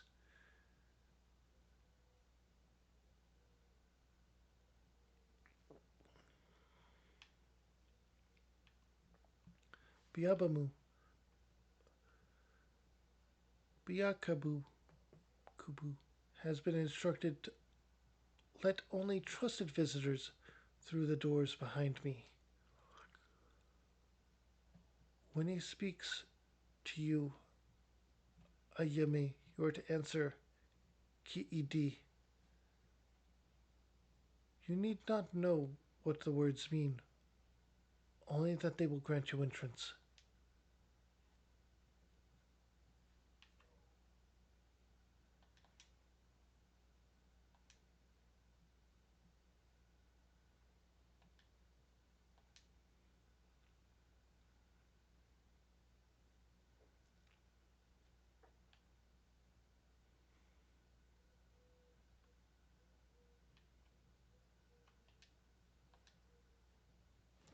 Welcome, Kira. You stand within the provisional base of operations my people have established in your land of Eorzea. It may not look like much, either without or within, but that is precisely the point. We find it the ideal vantage point from which to observe the comings and goings of Karasu and his men, without attracting undue attention to ourselves. My fallen brother saw you as a worthy inheritor to his soul. To honor his memory, I entrust it to you. But soul alone will not make you a shinobi. No, this will require training of the body and mind. Our art, the art of ninjutsu, originated with our ancestors many years ago. Since then, it has been passed down with each generation, mother to daughter, father to son. We draw our power from the world around us, the heaven, the earth, and the hearts of man, and channel this power into physical form. I am told this is similar to your concept of ether, was it? I must confess that Eorzean words and ways remain unfamiliar to me. How does one channel this power, you ask? Through the use of mudra, hand gestures, that call forth each of the three forms of energy which I spoke which I spoke. The first mudra I will teach you will call forth the power of the heavens. In Doma, we call this ten. You are eager to learn, yes? Attune your soul to that of my fallen brother. Then approach me once more. It is then that your training will begin.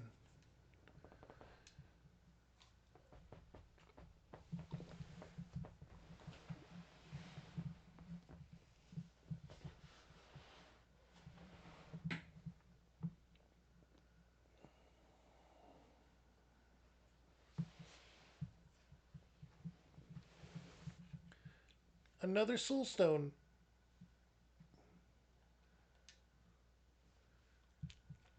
In addition to their deadly weapon skills, ninja have at their disposal special battle techniques known as ninjutsu, which are readied by first making a series of ritual hand gestures known as mudra. Ninjutsu can be executed after combining one or more of the following three mudra in predetermined order: Heaven, Earth, Man.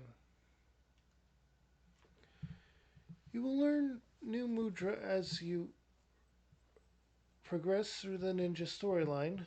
Learning the mudra will open the door to more complex ninjutsu techniques. Once you have obtained new ninjutsu techniques, you must. One moment.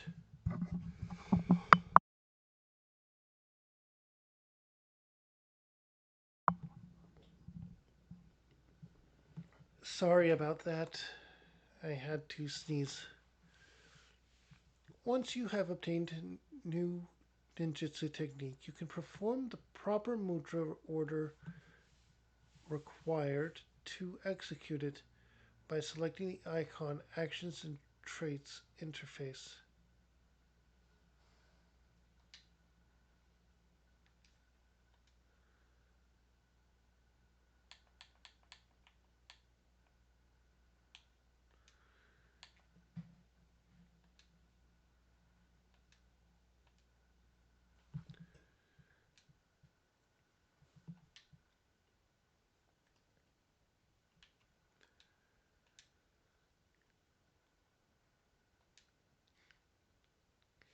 Yes, I can sense it. Though you are not of our blood, the soul of my people is strong in you. You are one of us now, a shinobi. And yet your training has only just begun. Heed my words well, Kiara. For the shinobi blade and mind are as one. The weak mind gives rise to a weak blade. The false mind gives rise to a false blade. But the mind that is strong and true, that blade will know no equal. Such were the teachings of my master, his master, and his master's master before him. The shinobi must keep presence of mind at all times, or his blade may as well be one of grass. That is the lesson of the mind. Now we shall begin the lesson of the body. You will recall that the art of ninjutsu involves using hand gestures called mudra to summon the energies of heaven and earth and man, ten, chi, and jin in the Doman tongue. Myriad techniques can be unleashed depending on the mudra you combine and the order in which you do so. But perhaps I'm getting ahead of myself. A child must learn to walk before he can run. To begin, I would see you master your first mudra. 10. The mudra of heaven. Summon the energies of heaven and project it forth, and from your hand will fly a flaming star. or Fuma Shuriken. Outside of the storehouse, you'll find a wooden man of the sort traditionally used in Doman training. Do as I have told you and strike it with a Fuma Shuriken. I will observe your technique from a distance.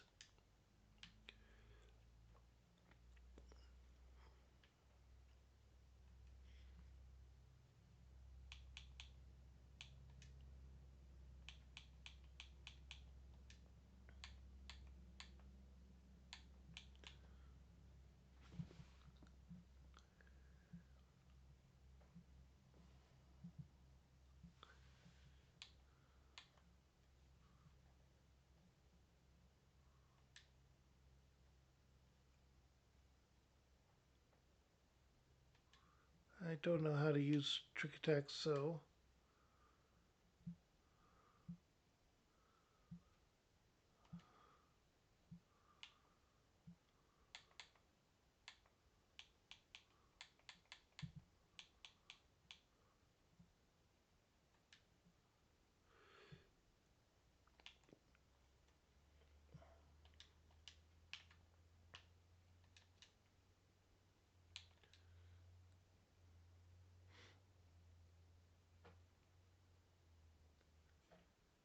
Okay.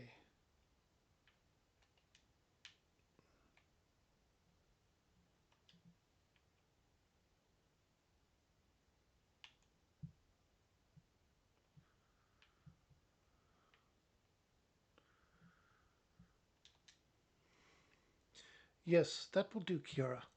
Clearly, we did not misjudge your potential. Perhaps you have also felt your body becoming lighter, but this is but another benefit of your training. You may find yourself able to dance through the air with your blades drawn, but be mindful. The true shinobi sees that no movement is wasted.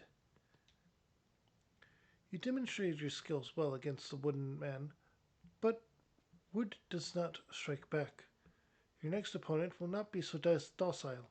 Prepare yourself.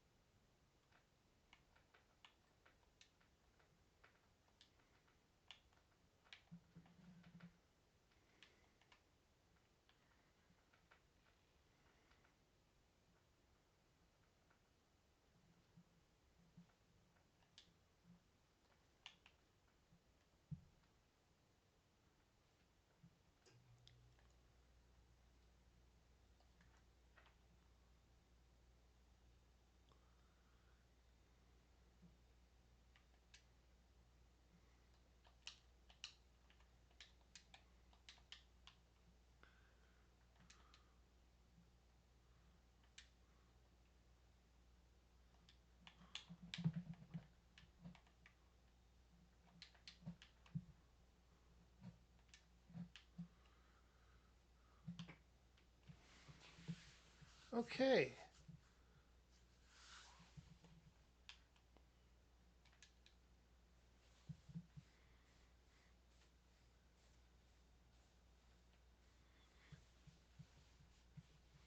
I see. Lady Yugiri spoke true.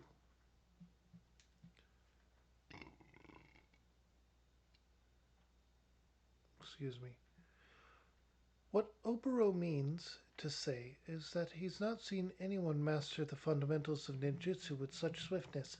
Is that not so, Oboro? I am capable of speaking for myself, Subame, but it is true. Kiara has exceeded my own expectations. Her blade slices through the air as a fish glides through water. But that is enough training for the day. Now it is my turn to be the student, and you the teacher. I would learn the ways of Eorzea. You will instruct me, yes? You have my gratitude, Kiara.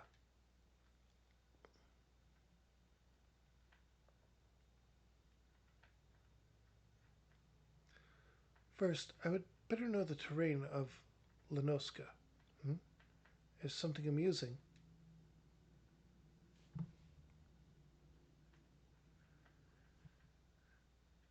My bow. I see. Who would have thought a simple gesture of courtesy would be so complicated? Like this, is it? Forgive him. Obro has not been quite himself since coming to these shores. It would seem that neither the food nor the climate agrees with him. And let us not forget that stink of those infernal horse birds. All the more reason for us to complete our mission swiftly and return to more hospitable environments. Anyhow, Kiara, that should suffice for the day. Practice well your ninjutsu, and return when you are ready for your next lesson.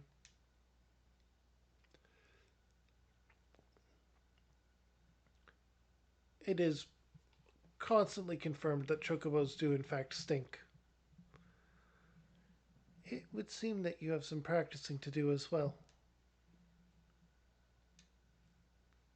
Complete the quest.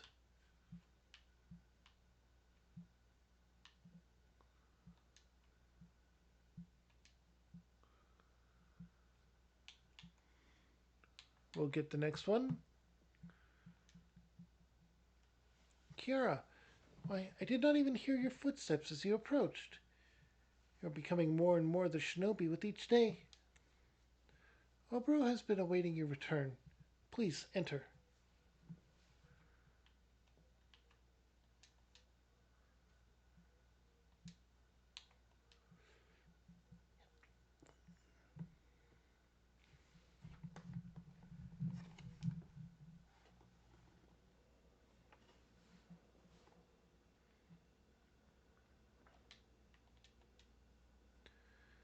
Ah, Kiara, it is clear from the manner in which you carry yourself that you have been most diligent in your training.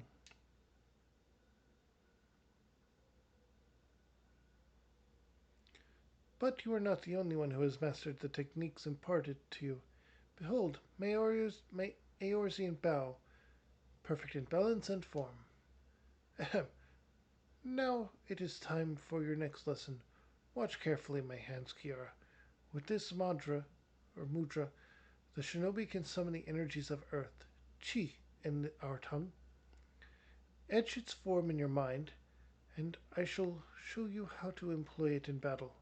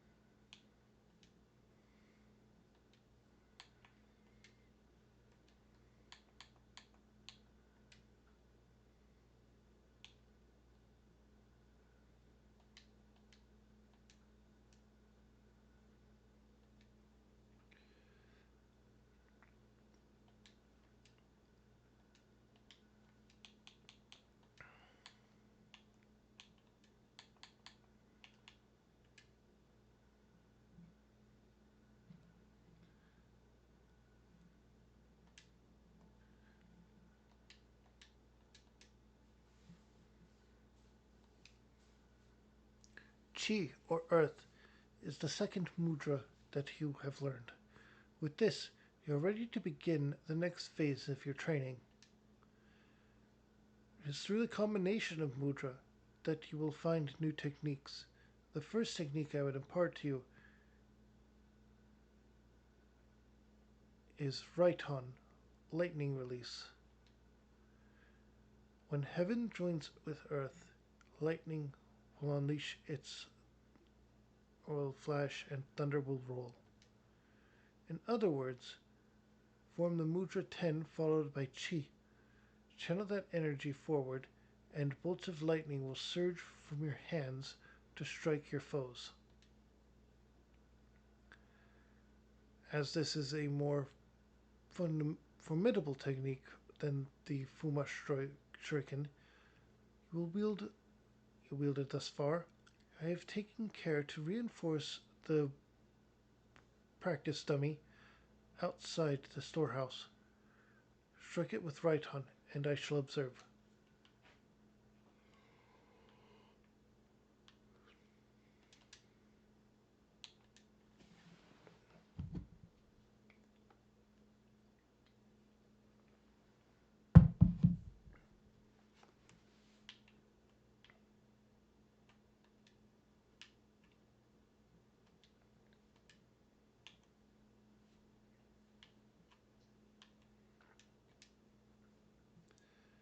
Very well. Now, recall what I said during our first lesson. The techniques at your disposal are created not merely by which mudra you form, but also the order in which you combine them. When earth joins with heaven, the skies will rain fire and ash. In other words, form the mudra chi followed by 10 and channel those energies forward. A searing hell's fire will engulf your foes. But be forewarned. These techniques require considerable exertion on your spirit. After performing one, you will observe that some time is required before your mind settles and you are able to wield another. Now, demonstrate Katon for me on the practice dummy over there.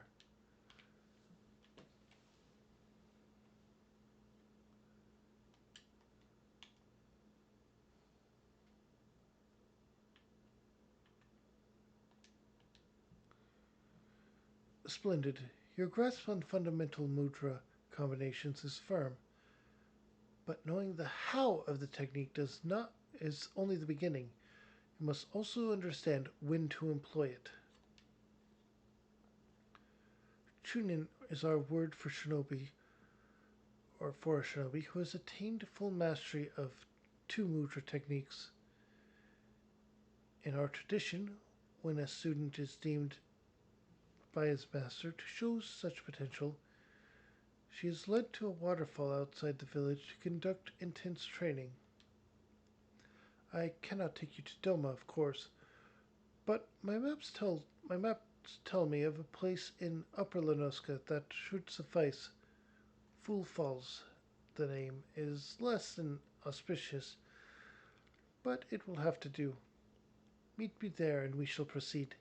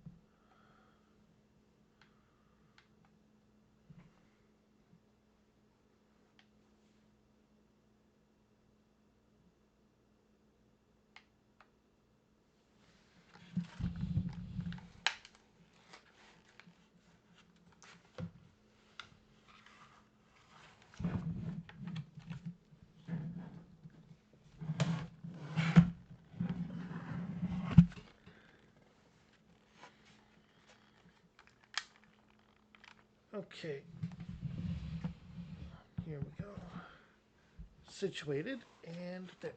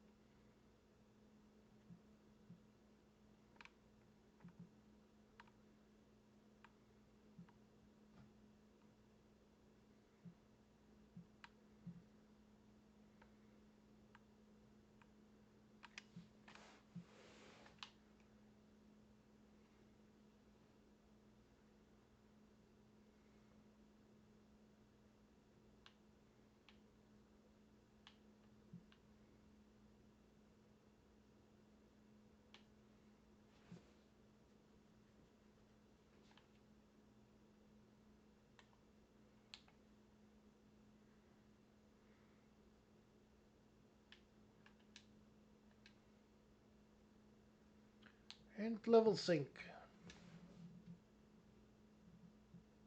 Okay, let's get started.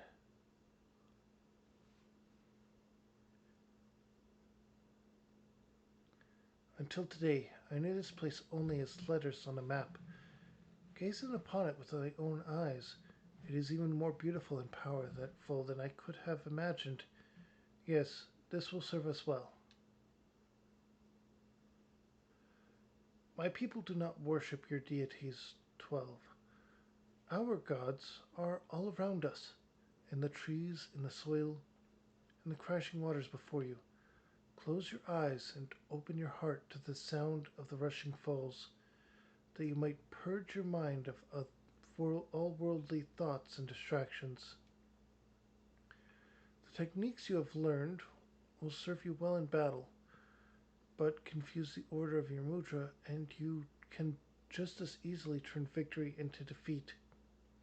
It is imperative that you keep a single focus of mind, so that masters have are, so it is that masters have brought students to falls like this one, for training since my ancestors' time.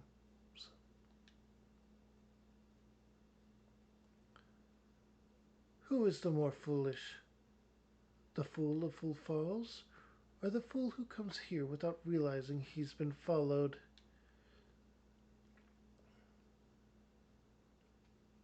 Karasu. Now here's a curious scene. The dim one is accompanied not by a swallow, but by a chirping horsebird chick who fancies herself a shinobi. The dim one is displeased. Thus, after our heroes are postponed the two assassinations to make this little journey, could his friends not greet him with a smile and some crumpets, or whatever it is the Eorzeans take with their tea? The dim one ponders how did our hero know to find him here? Yet the answer is as plain as day. The dim one is a creature of habit and tradition. Where else would he bring his prized new pupil? Tradition! Our hero spits an tired tradition. No, he is far. No, for he is a shinobi of a different feather, ever changing, never predictable, but always, always in style. Those who cling too closely to tradition are bound to suffer the fate of their forebears. Or are the lessons of the past so soon forgotten? Ready yourself, Kiara. It appears that your training today will be of a more practical sort. But of course, all you had to do was ask nicely. It would be my pleasure to be your teacher for the day. Your first lesson, little chick. Raiton's lightning will strike a single foe, while Kaiton's flame will raise many. Wield them wisely, or don't. It is only your life at stake. Oh, how generous is our hero, putting aside his killings and spyings to play mother hen to a horsebird chick. You will try to keep me entertained, won't you?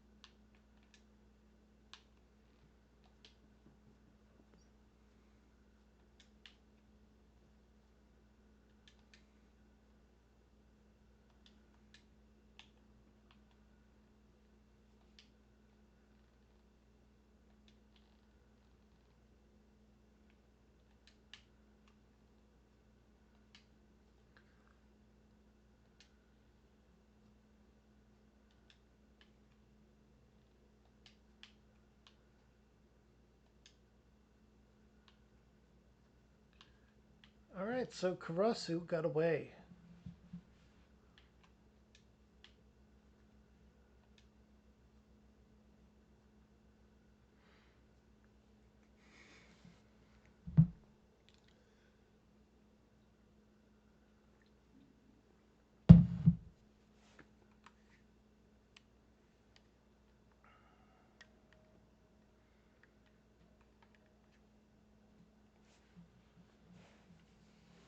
You fought well, Kiara.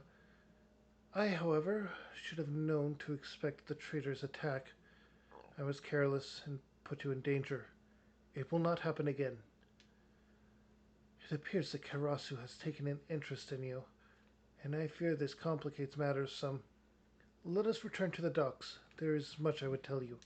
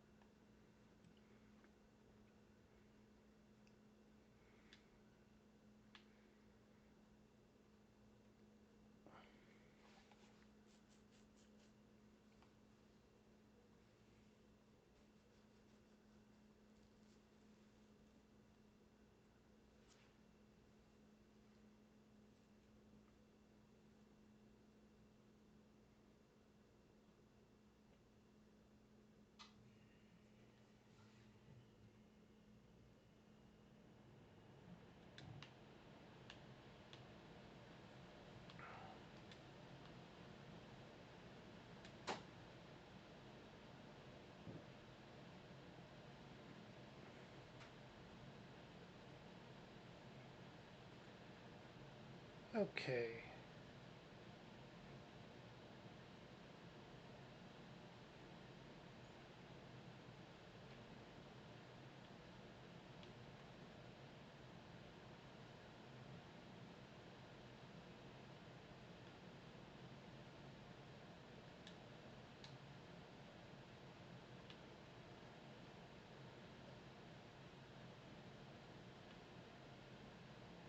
I'm going to make this the home point temporarily.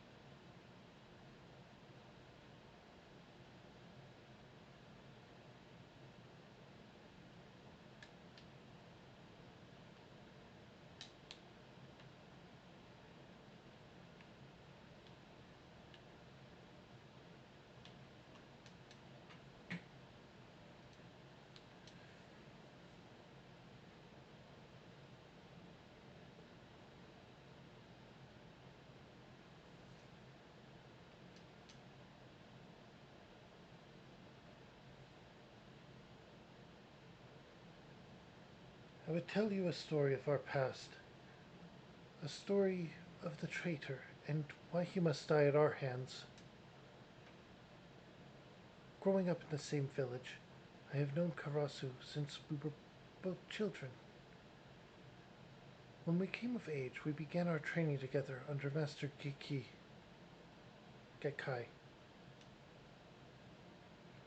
From a young age, it was clear that Karasu possessed an innate talent for art that few could rival. I spared no effort in my training, yet struggled to grasp techniques that he would master effortlessly. In his own way, he possesses a mind singularly devoid of wasteful thoughts, a mind seemingly unclouded by concepts such as right or wrong, good or evil. Despite this, deep down, I always thought of him as a brother. All that changed on that fateful day when Castle Doma fell to the Garleans. Someone had betrayed our homeland, sold our secrets to the enemy. Looking upon my friends as their bodies lay broken and bleeding, I saw a figure flee into the hills. It was Karasu. Were I younger, more naive, I might have pursued Karasu as he fled in an attempt to reason with him, but it was clear that this man, this demon, was no longer one of us, if indeed he ever had been. Even Master Gekai did not survive the slaughter.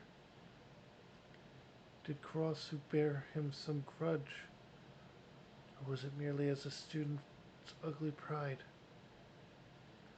For our master's fate was the grisliest of all. His body mangled, his once proud face shattered beyond all recognition.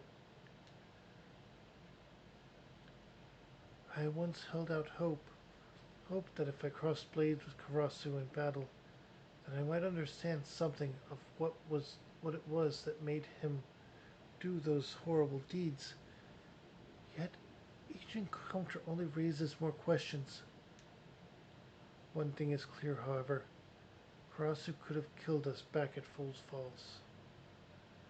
Yet he or had he seen fit, and yet he chose not to. It was as if he was testing us, or were testing us, testing you. Needless to say, this does not change our mission. For his crimes against Doma, Karasu must pay with his life. And yet,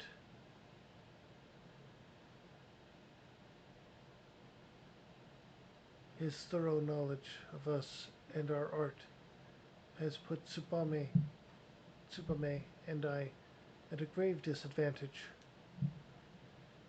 But you, Kira, your thoughts, your movements are still unfamiliar to him. Yes, your presence might just serve to break his focus and afford us an opening. Yet to attempt this, you must become stronger still. Promise me that you will not let up your training.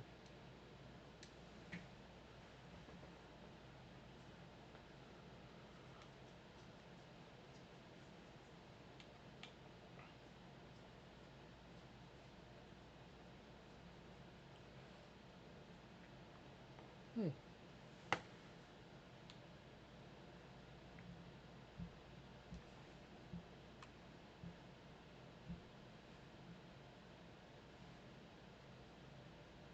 Except you have trained well since last we last met, Kira.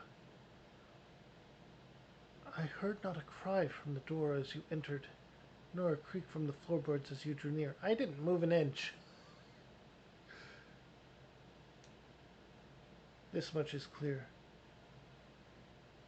Neither waterfalls nor men of wood will serve to hone your skills or your senses further.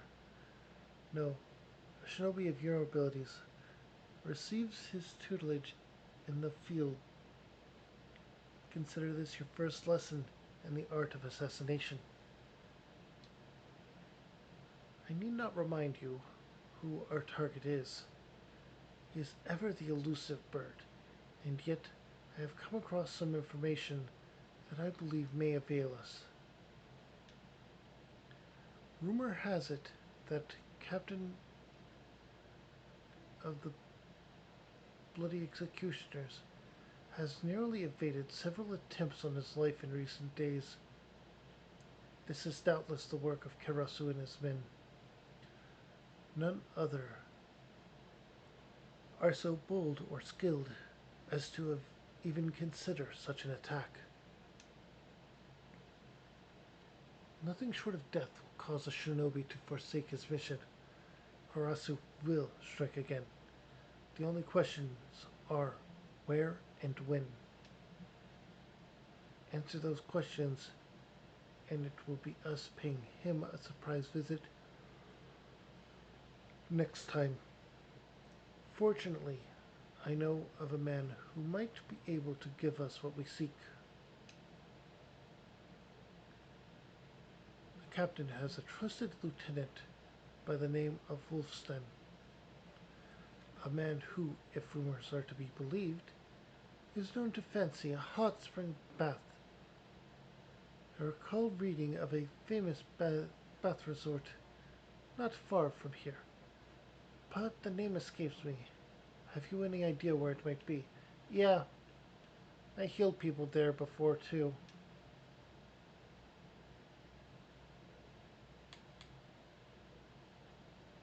I think it's Camp Overlook.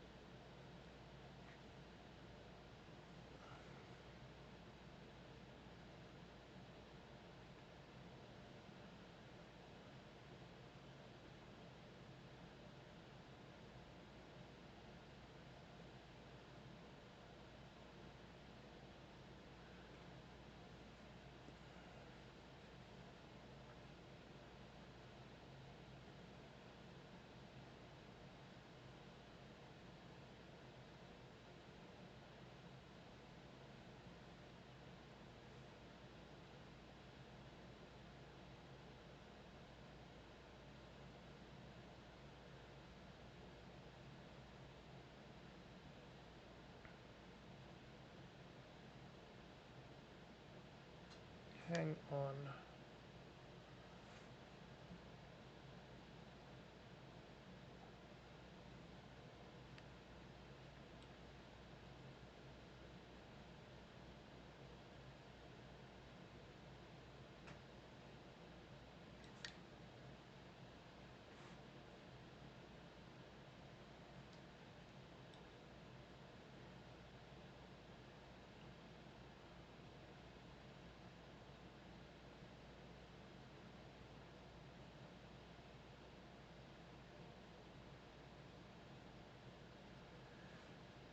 I'm pretty sure.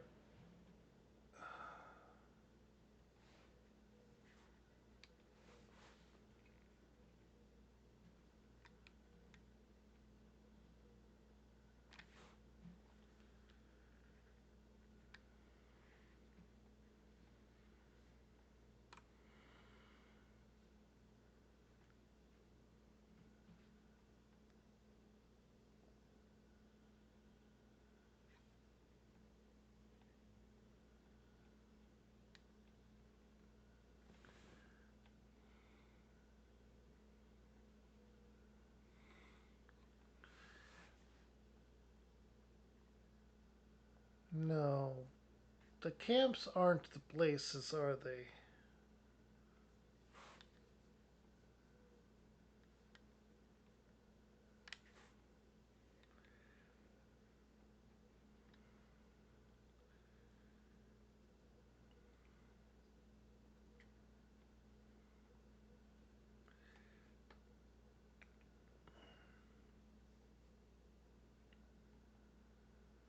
No. It was Bronze Lake.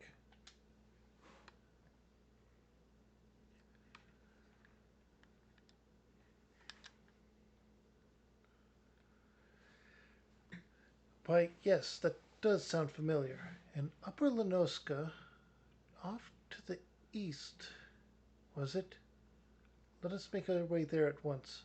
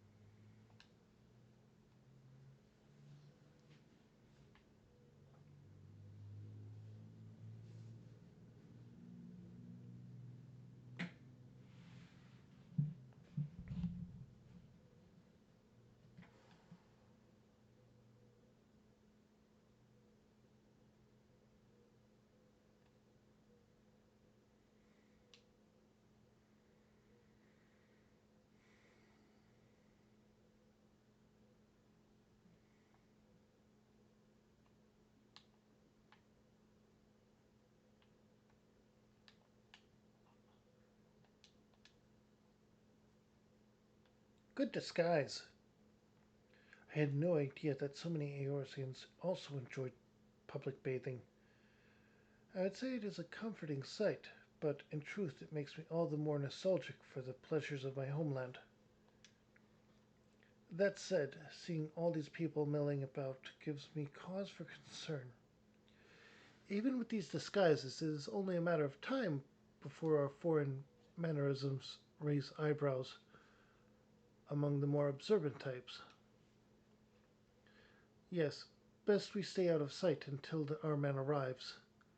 Let us keep watch from high above until it is time to act. The time has come for me to impart on you another technique which we call,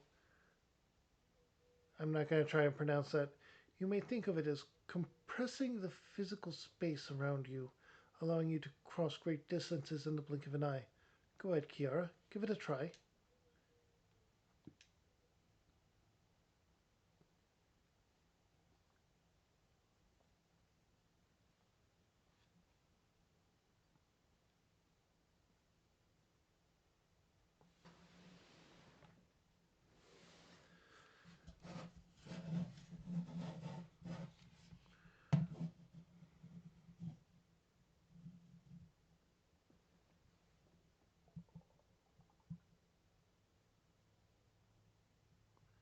Average stream bitrate too high.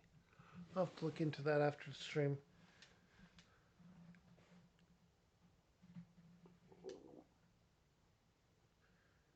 I trust that the technique is now second nature to you. Very well. I will await you on the rooftop, but be forewarned. While the technique will allow you to cover great distances in the blink of an eye, it does not allow you to soar at will through the skies. The ledge on which Tsubame now stands is at a level with the roof and should prove suitable starting point. That said, a shinobi is ever resourceful. If you would make your way to the rooftop by other means, that will serve just as well.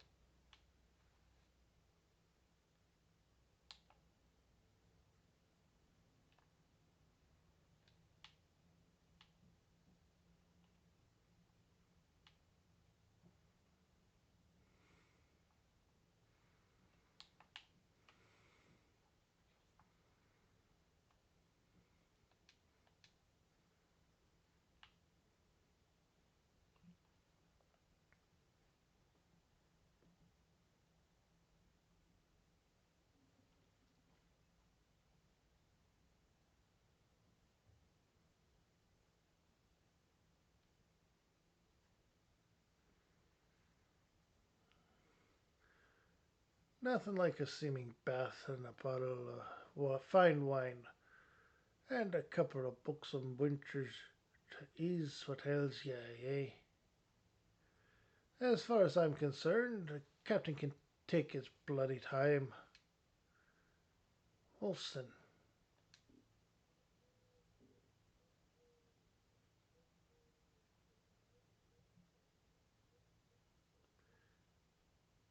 Very well.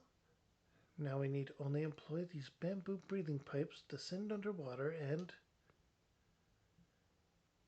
Obero, I do not question that such methods have served us well in Doma, but might bamboo not arouse suspicion in this environment? In these environments? Do you truly believe so? But underwater surveillance was always my area of expertise. I have an idea. I believe it is well suited both of our targets, or both to our targets and the customers of this land. It will require just simply changing a simple change of garb and a bottle or two of fine spirits. It will require your assistance, Chiara. As I see it, there is no way the man would refuse a drink from an alluring maiden like yourself. Intriguing. And what, pray tell, will be my role in all of this? Um, I was thinking that your talents might best be put to use overseeing the operation. Yes, from up here, to ensure that nothing goes amiss, of course. I must prepare now, Kiara. Meet me down below, out of sight, and I shall furnish you with the item that will serve to deliver the final blow, as it were.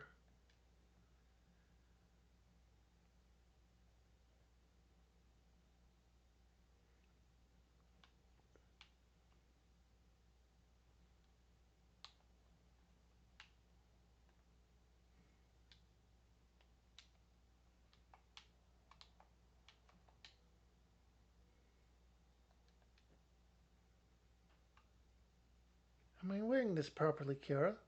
I am not accustomed to garb that is so revealing. Regardless, I will entrust this to you. Though it may appear to be a simple bottle of wine, I have made a few enhancements to the recipe. Off duty or no, a salty sea dog like Wolfston is certain to be on his guard.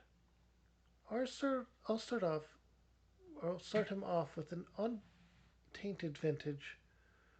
Once he's sufficiently or is in sufficiently good spirits, that is your cue to step in with the stronger stuff. I suspect that once his mind is sufficiently addled, he will gladly take a swig minimal with a minimum of focus. Now let us begin.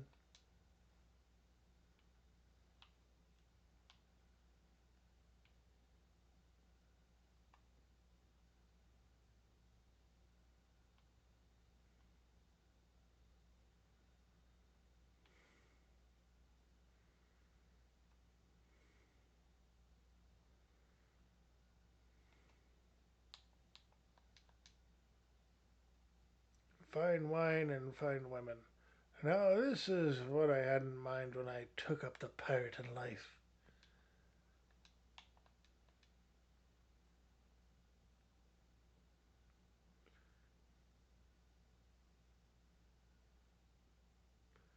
What's this?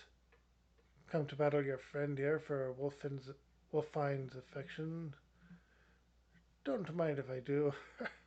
Someone fetch me a cup.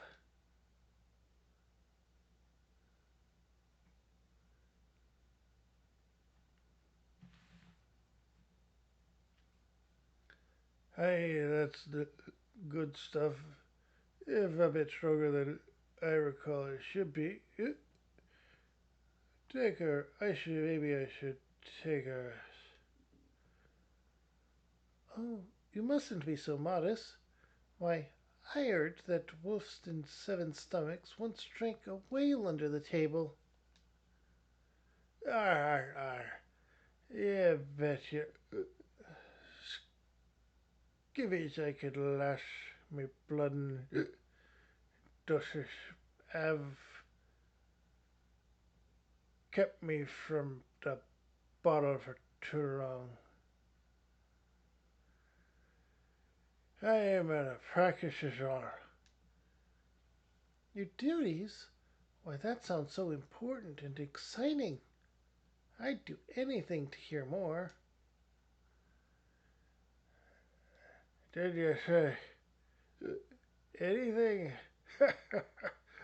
Well, maybe you've heard of the bloody executioners. The nastiest, bloodiest of pirates would have ever sailed the bleeding seas. I reckon our captain sunk more Garlean vessels than every other pirate combined. And just who you reckon keeps the captain safe from the enemies he's made? Why, that'd be none other than his dear maid, Wolfson. The navigator have mercy! Should you not return immediately to your captain? Surely he's not safe without his most loyal, capable man at his side. Under normal circumstances, you'd be right, lass. There's one place even I can't follow. Even I can't follow him. Airport. Hey, the man is bloody particular about his grog. Says he can't concentrate unless he's on his own. Not that I'm complaining. It's the only time we get a day of rest. But don't worry, your little art none lasser. Nobody knows the captain's whereabouts but me, and I'm sure as bloody hell's not talking. Lassie, are you listening? That's curious. You're just there a moment ago. Oh.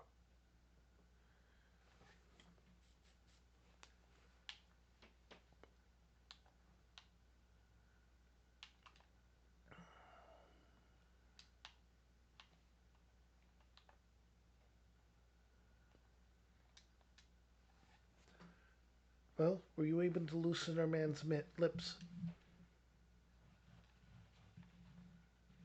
I see. The captain is en route to Ailport, and alone at that. If I know Karasu, this knowledge has not escaped him. Doubtless he and his shadows already lie in wait. We haven't much time. Let us hurry to Ailport and ambush the ambushers.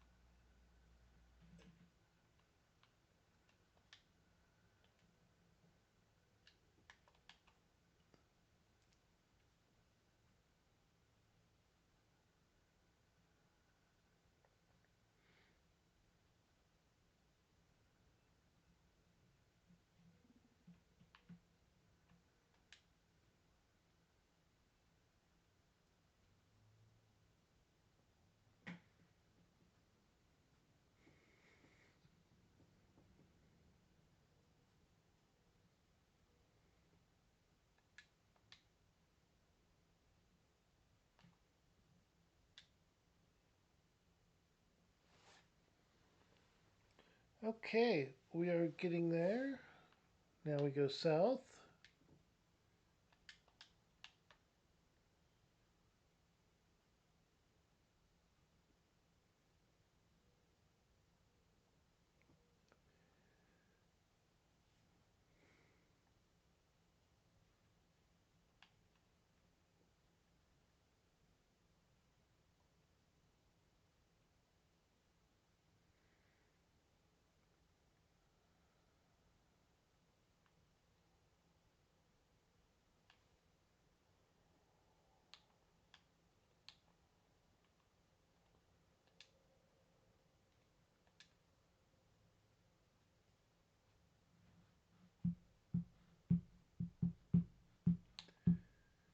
Level sync.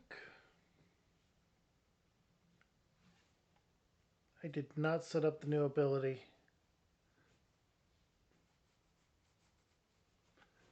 The sun sets and the port is cloaked in dark shadow. If there were a perfect time to strike,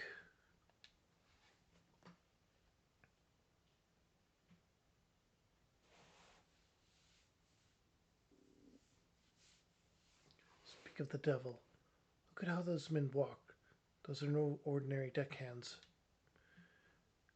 Those are Imperial Cernobi, waiting to pounce upon and set lit the throat of any who would stand between them and their prey.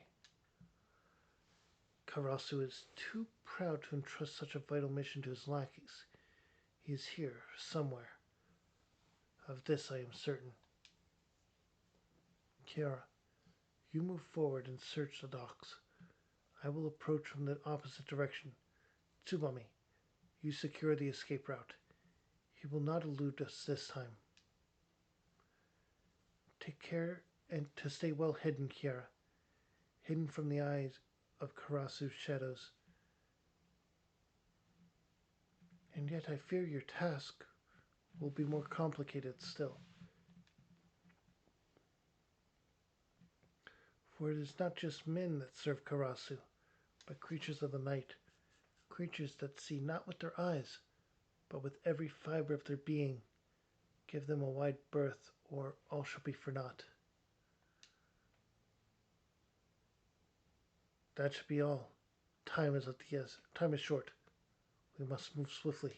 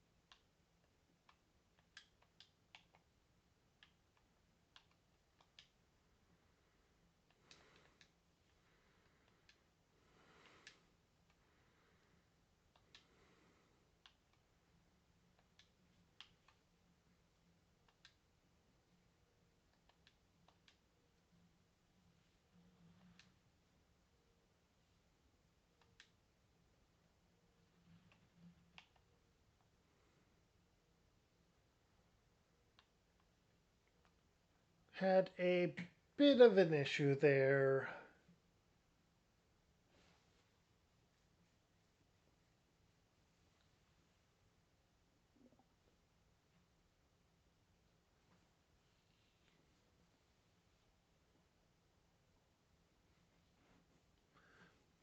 What's this? No, no, no! This isn't how the story goes. I'm supposed to be the one that surprises you!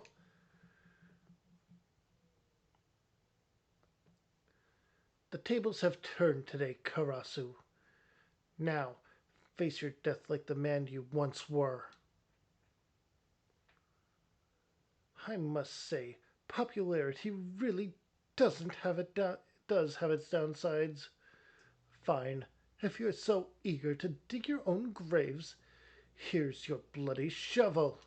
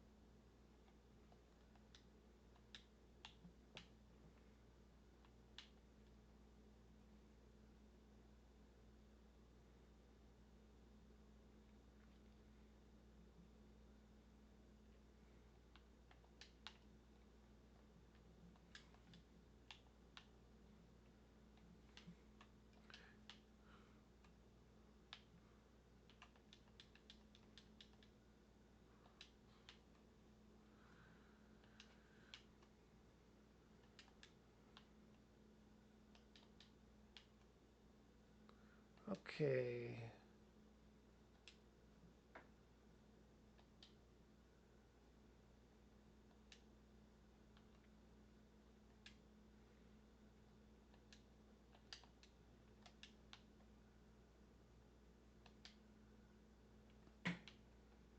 And he got away.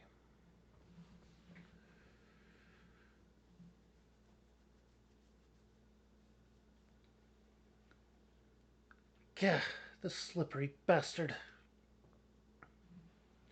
We have come too close to abandoned hope. Come, Tsubame, Kiara, let us return to the safety of the storehouse and take stock of our options.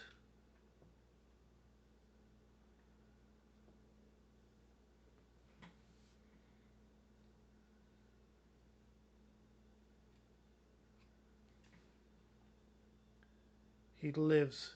Failure of this sort does not become you, Karasu. Forgive me, Master. I had an unexpected reunion with some friends.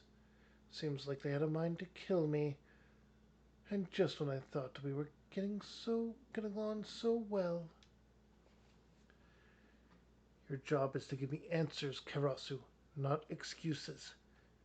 We can ill afford to let a few stray rats foil our plans.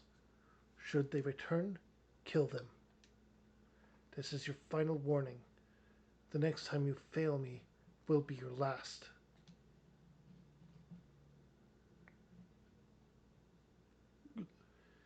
Does he have to say it like that? Fine, fine. Let it never be said that I am not a loyal soldier.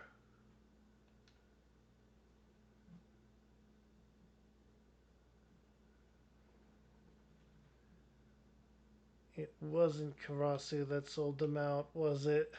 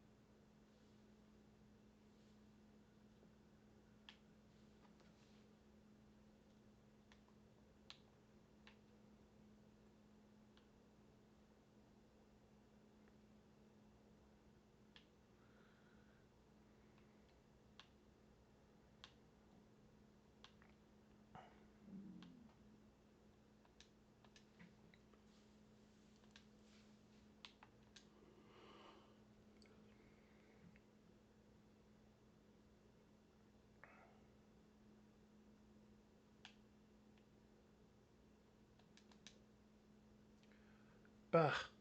Once more the bloody crow has managed to foil our best laid plans. It's as if his skill broken with each encounter. But how could this be? Has he perfected some new training regimen since coming to Eorzea? But there is no time to dwell on past mistakes. Since times of my ancestors, since the times of my ancestors, failure in one's duty is unacceptable for a shinobi.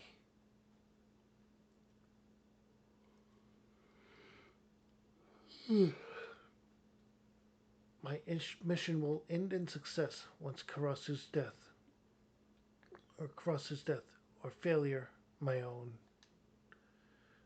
But all is not lost. Karasu is not the only one who has honed his skills. Fighting beside you back there, at times it felt as if we had trained together since childhood. You have shown remarkable focus and aptitude for our art, but you must grow stronger still if we are to have any hope of triumph. Yeah,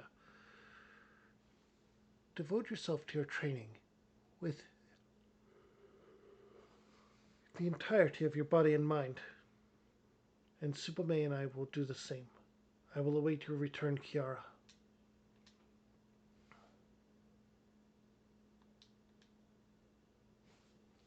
All right, we are at level 45 and one and getting Jin, the last of the ninjutsu symbols.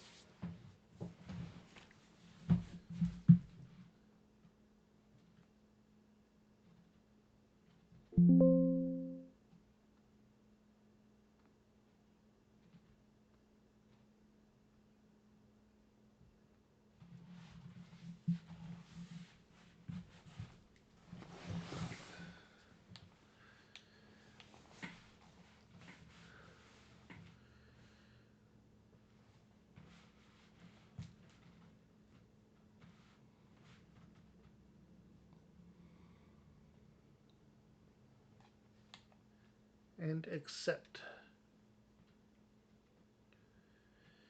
Kiara, I look into your eyes today and see a mind unclouded by worldly cares. The time has come. I would pass on to you the ancestral garb of the shinobi. Knowing that this day was close at hand, I have already made the necessary arrangements.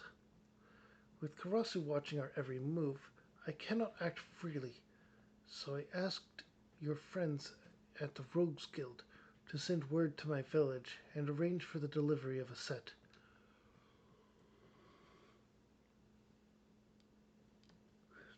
Needless to say, this location must remain a secret. I have arranged for the goods to be delivered in secret to the Denova checkpoint. A porter there will be expecting you. Tsubame and I must express our thanks to your Captain Jack. Be mindful in your travels, Kira. We eagerly await your return.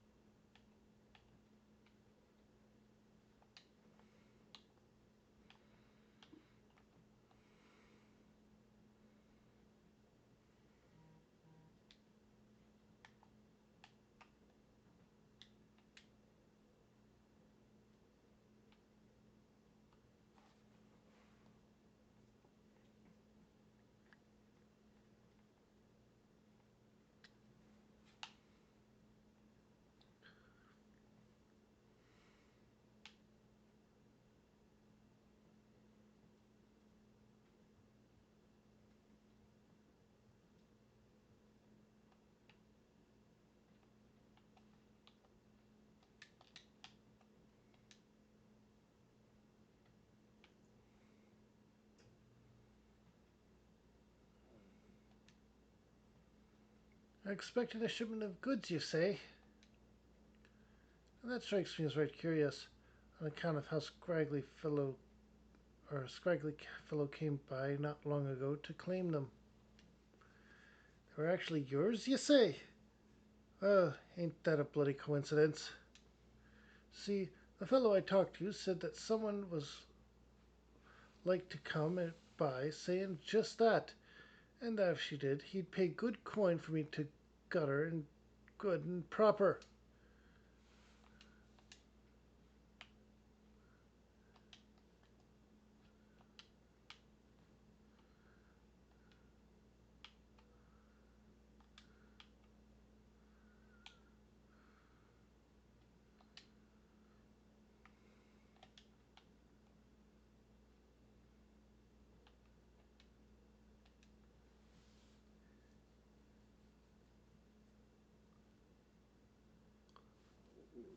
Have mercy! If I knew you were this strong, I never would have taken this his money.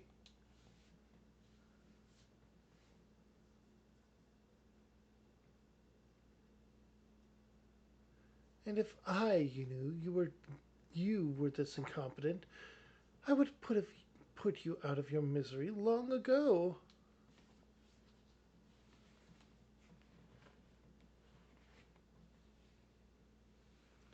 Well, if it isn't my favorite chirping little horse bird. Oh, come now. I'm not that scary, am I? I heard from a little bird in Doma of a shipment en route to Eorzea in secret. I surmised I'm not I'm quite good at that, you see, that it might have something to do with you and your friends, and I just had to know what was inside. Lo and behold, what did I find but a shiny set of shinobi garb? Why did you not tell me it was your name day, little chick? I would have brought you something far more fitting, like a sack of geisha grains. But I fear Brother Dim and Sister Swallow are mistaken. You are not quite ready for such an honor. But this is no fault of your own. After all, the student is only as good as her teacher. But today is your lucky day, little chick, for a true master has come to take you under his wing.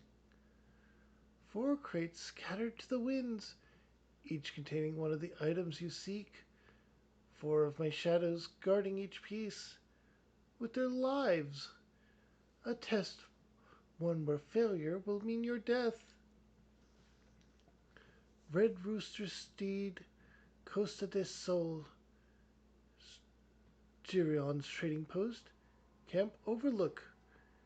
Claim that which you seek by your own hand, or die in the act.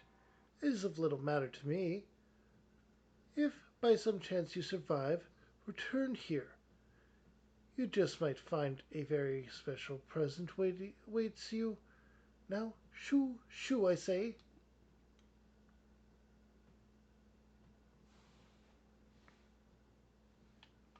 Of course, it wouldn't be that simple.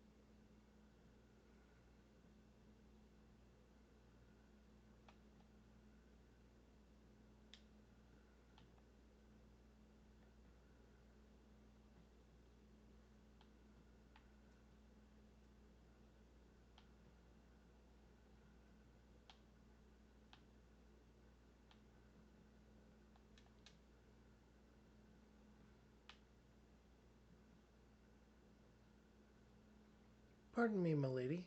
Have you seen my ad old goats anywhere? Oh, it's you. Don't worry, this won't hurt much.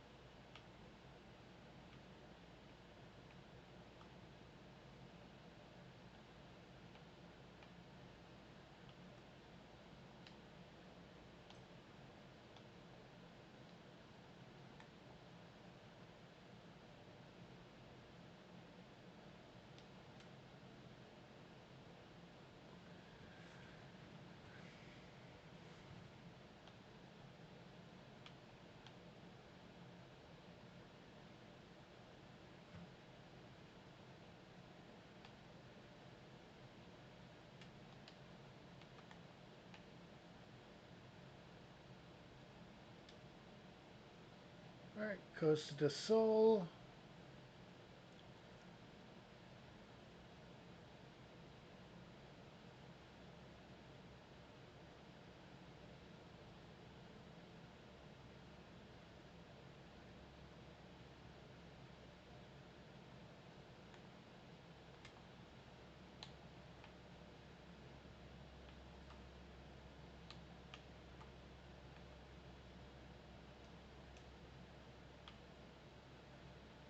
Oh, dear heavens, I must have fallen asleep while sunbathing. How can I ever thank you for rousing me from my slumber?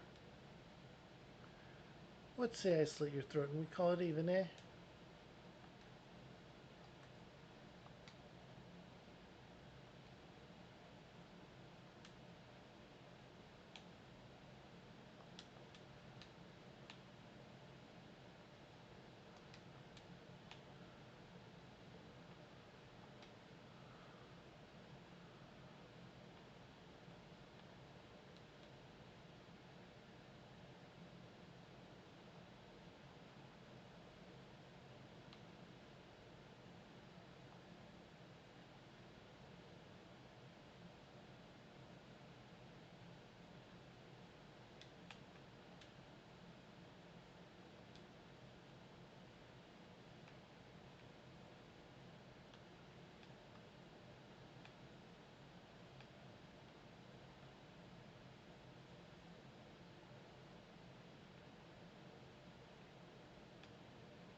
There we go.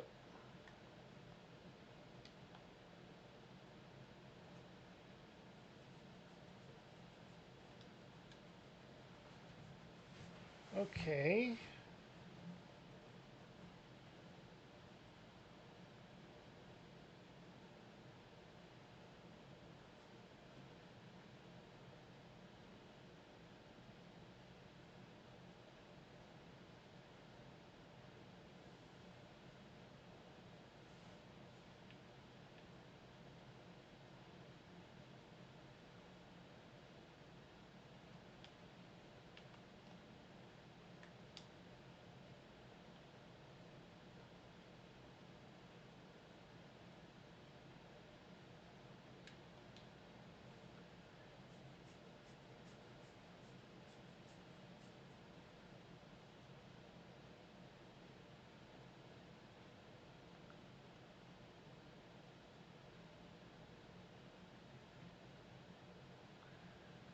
Okay, and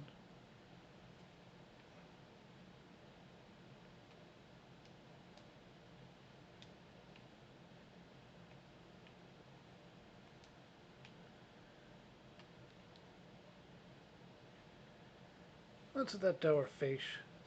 Lost. Fish just aren't biting today. Fish are just not biting today. Maybe they know you're already a dead woman.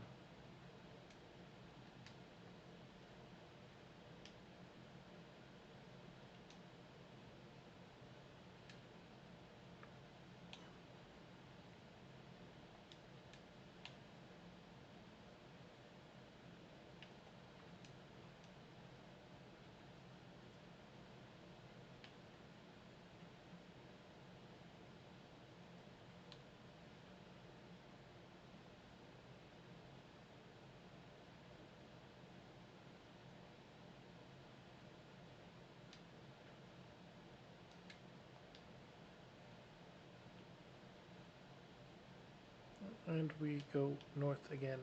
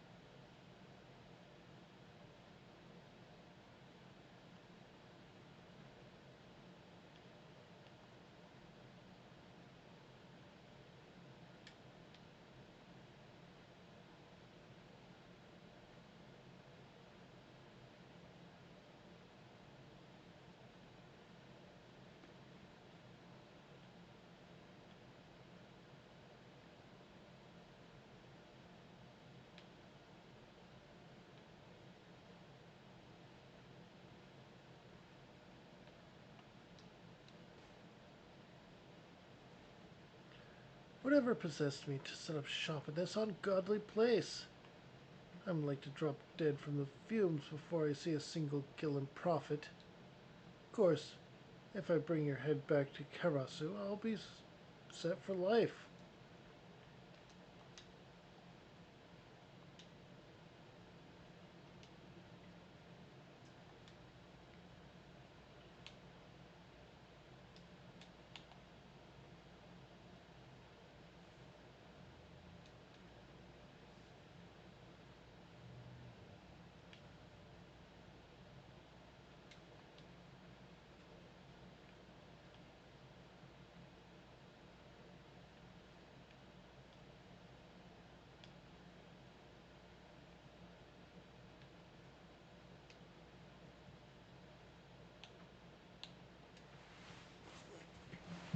We're going to take a bit of a shortcut here, teleport back to Wineport to grab that up,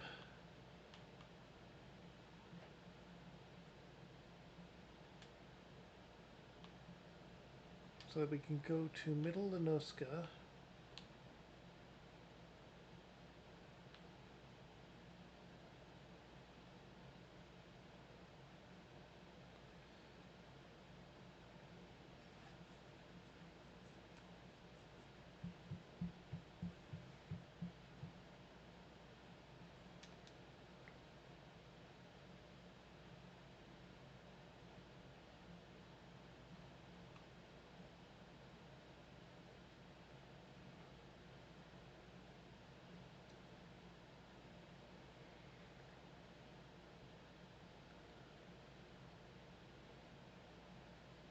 Kiara, I am relieved to see you safe. When you did not return, I feared the worst.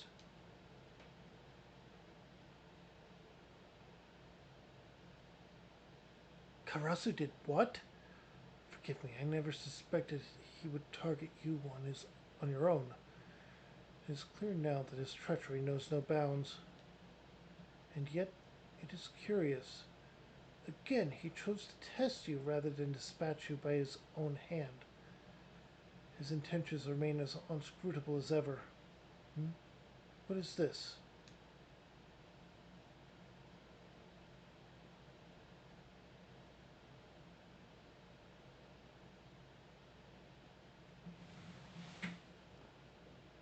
Karasu. Welcome back, Kiara, and hello to you as well, Oboro. I left the present I promised you on your doorstep. Such a shame that you weren't at home.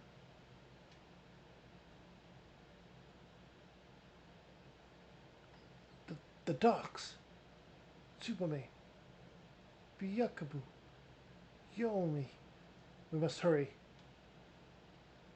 Kiara, I realize this is far too early in your training for this, but the situation is grim.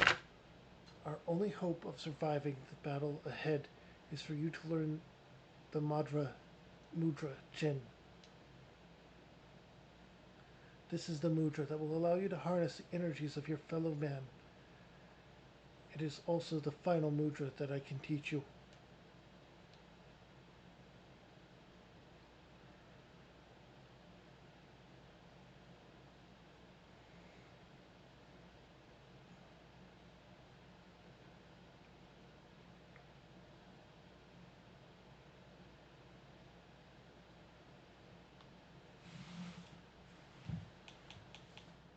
Go ahead and set that up.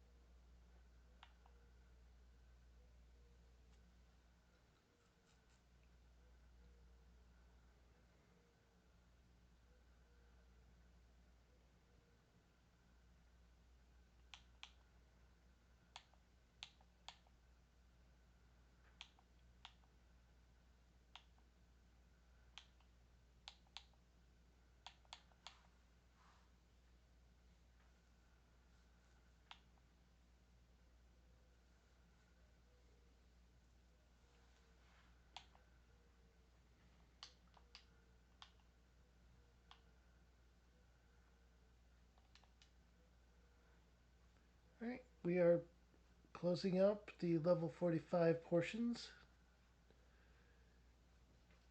You have now learned the final mudra that I can impart upon you, or impart to you. Combine it with the mudra you have already mastered, and you will find 4 new ninjutsu techniques available to you.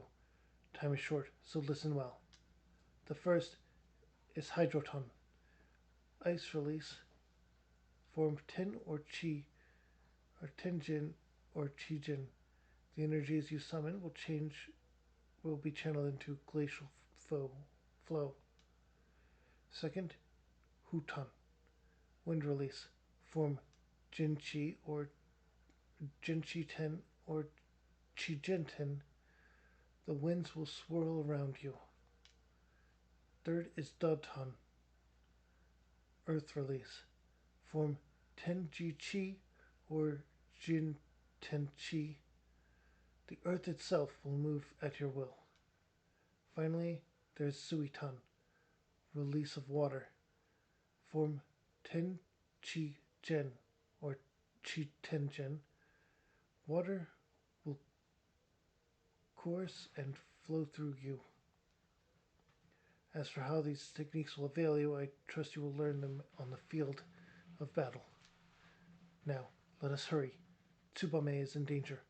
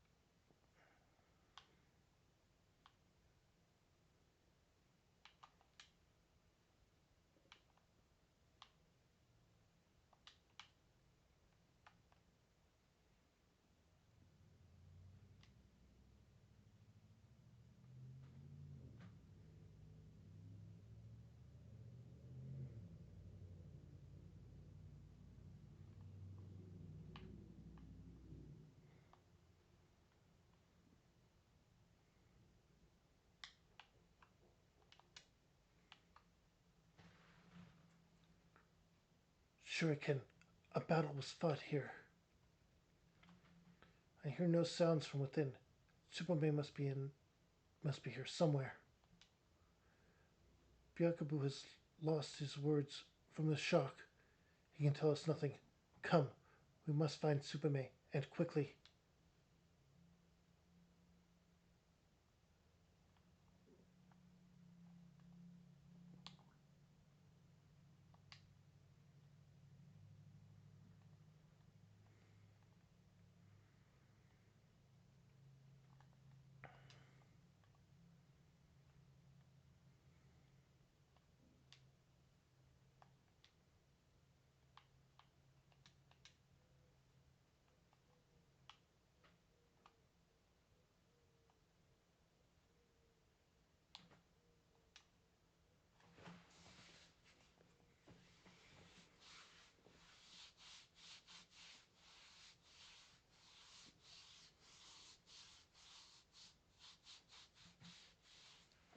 Tsupume! It is but a flesh wound. Oh, bro, look out! Come now, little swallow. Say that it hurts, that you were scared. Tell the dim one how I took great pains to see that you were fully awake for every moment of agony and terror.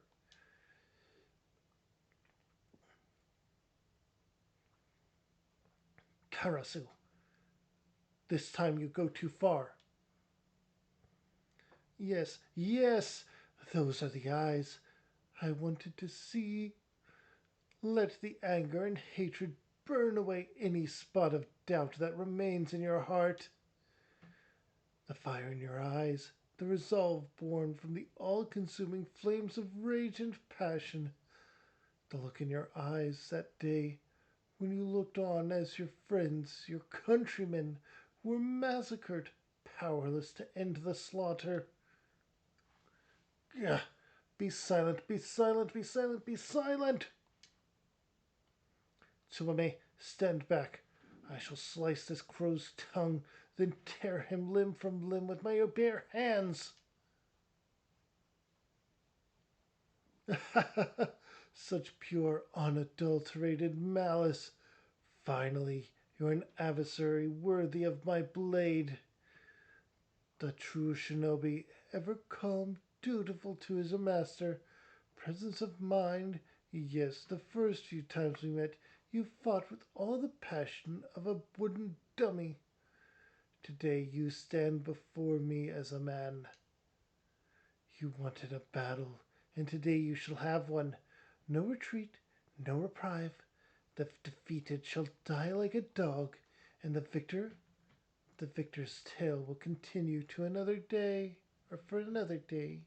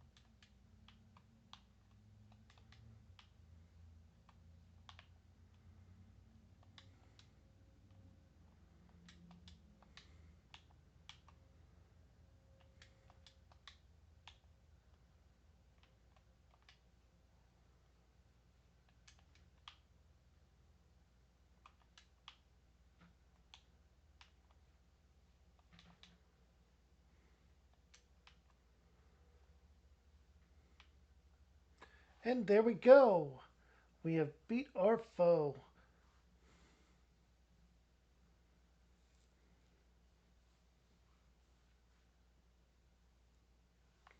Karasu Redbeak, in the name of our elders, I take your life as divine retributions for your crimes. Your blood-stained beak will feast on the innocent no more.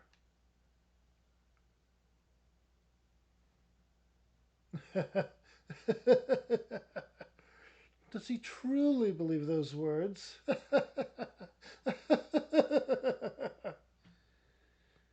Oh, yes, this beak is stained with blood. This I do not deny, but I am not the leader of this murderous flock. I tire of your riddles, Redbeak. Give me one reason why I should not separate your head from your shoulders. Oh dear, what a pickle I find myself in. Now, how can I put this in terms even the dim one can understand? I'm not the traitor you seek. He is not I, and I am not he.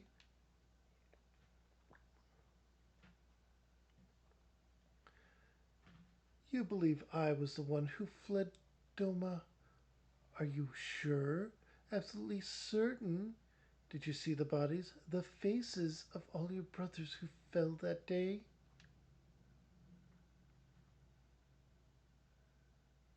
Think, think, think.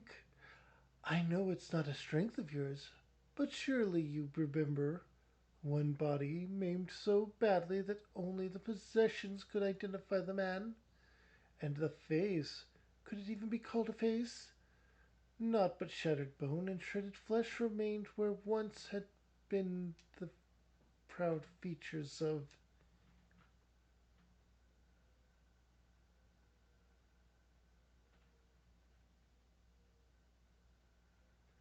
You lie! One more word, one more twisted, deceitful word, Fredbeak, and I will. Oh, Obero, poor, sweet, stupid Obero. How long will you continue to deceive yourself? You lie, Redbeak, as you always have. Did betraying our homeland not sate your thirst for treachery? And now you must drag our master's name through the mud? Answer me this, then. If you were not the traitor, then why did you flee the village that day?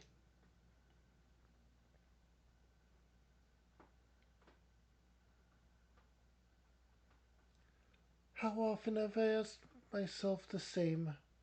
Oh, how simple things would have been had I been as naive as you. But the circumstances of Master Gekkai's death did not sit well with me. I left the village looking for answers and found something far more interesting. Our master himself, alive and well. In an instant, his hand was at my mouth, his blade at my neck. A simple choice he gave me: follow him and live, refuse and die. I would like to say I weighed my decision heavily, but the answer really was quite clear. Death is so final after all, while life, even a life spent as an Imperial spy, holds so many opportunities.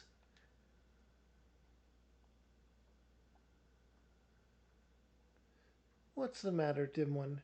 Do you still find my tale hard to swallow? Oh, believe what you will.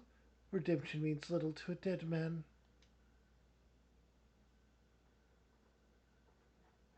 You are going to kill me, yes? That is your mission, after all. Sworn in the sight of the elders, tradition and circumstance, and so on and so forth. Candlekeep Key. When the time is right, he will come, and all will be revealed. I just thought I'd tell the one who's shown herself capable of listening to reason.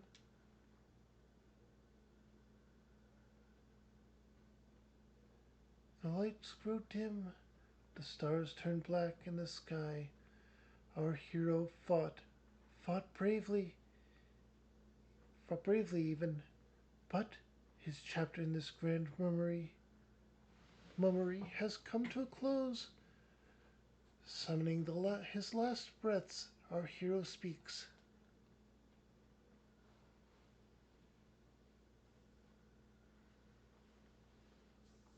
He's gonna fake his death with the bridge, isn't he? Just promise me this, Obro. Whatever your mission, should you fail, just don't go off dying. I know how fond you are of tradition, but this is a new era, we are not our ancestors. Besides, such an end just wouldn't become a solemn youth like yourself. So live, and leave the dying to those who can do it in style. Yes, I may not have been the hero I thought I was, nor the villain you would have me be, but from beginning to end, I was me, and there is nothing I would rather be. Farewell, farewell, cruel world, and goodbye, bloody radiance, and good bloody riddance.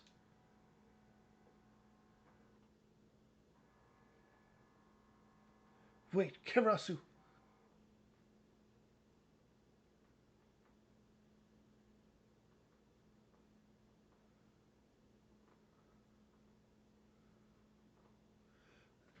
Oh,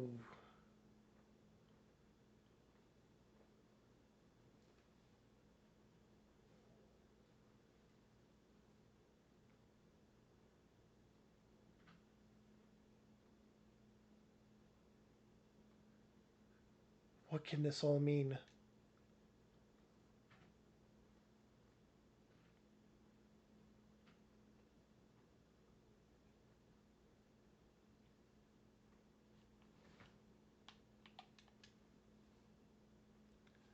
Karasu is dead, our mission complete. Yet you will forgive me if I'm unsure how to feel about this turn of events. In any event, there is nothing more to be done here. Tsubame is wounded. Let us bring her home.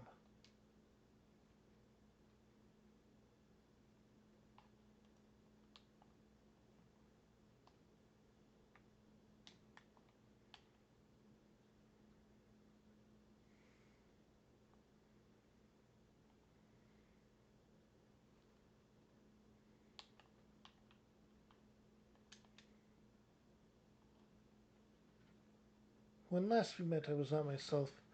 Pray forgive me. Master Obero awaits inside.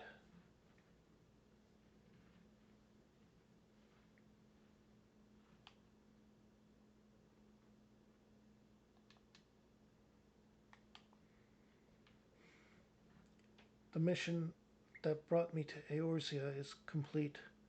Once Sabame's wounds heal, we will have no reason to sojourn further in these lands. And yet, if Karasu spoke true, no, it simply cannot be.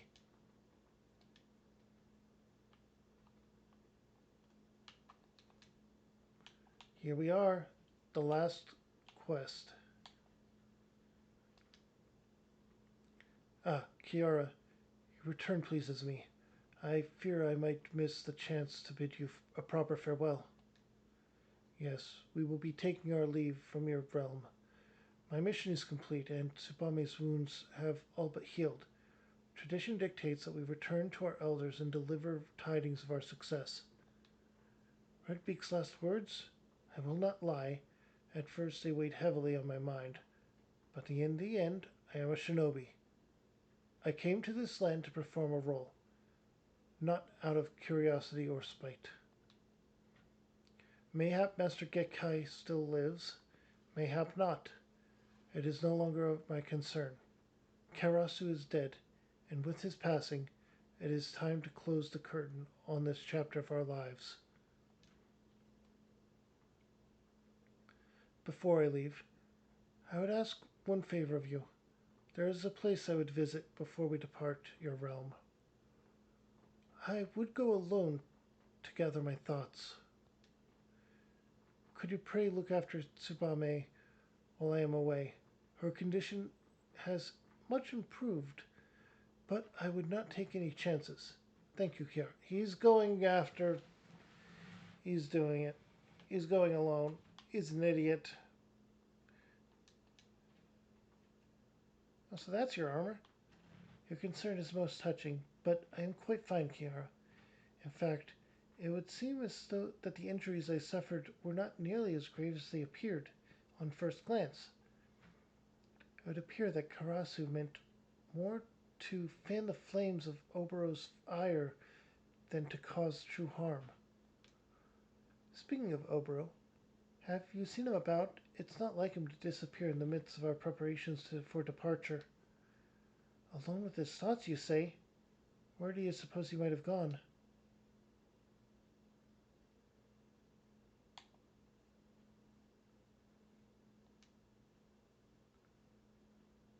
The place where the two of you practiced, yes? He always has had a fondness for waterfalls. Yes, that is where it must be. Here, Obero is not himself of late. Perhaps I worry overmuch, but I could never forgive myself if something were to befall him. You will go look after him for me, will you? I seek not to change his heart. If his heart is truly made up, I wish only to know his true feelings, that I might support him in whatever humble way I can.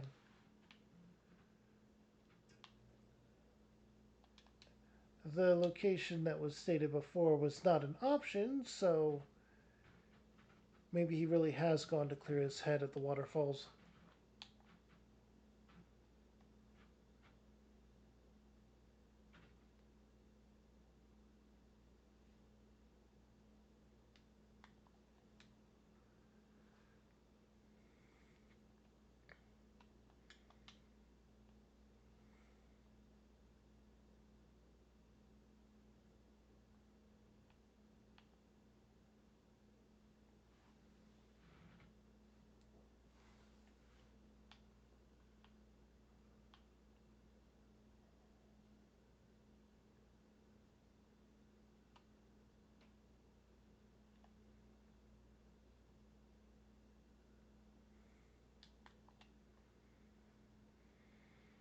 Okay.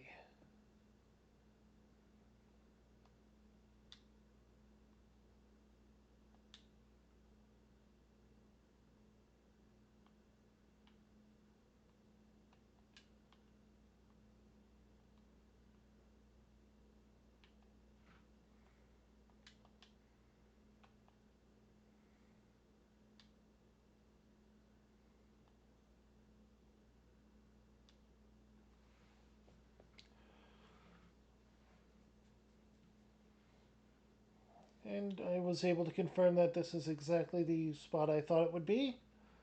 So, we are.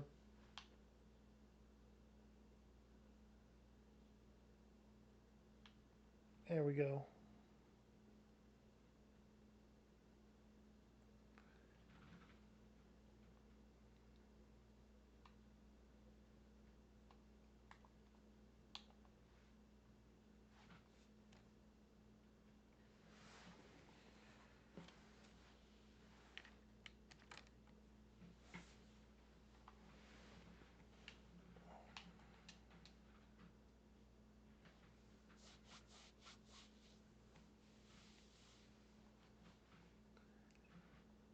What are you doing here, Kiara?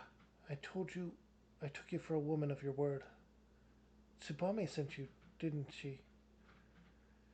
It looks like I was the fool for thinking I could fool two who know me so well. Ever since that day, this is the only place in the world where I can find a moment's reprieve from the turmoil that rages within me. And yet, the instant the sound of the crashing waves fades from earshot, it all comes flooding back.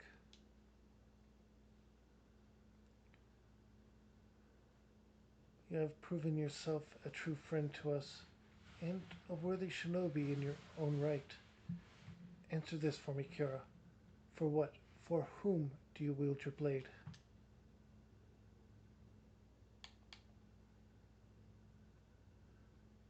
We'll say for those around me.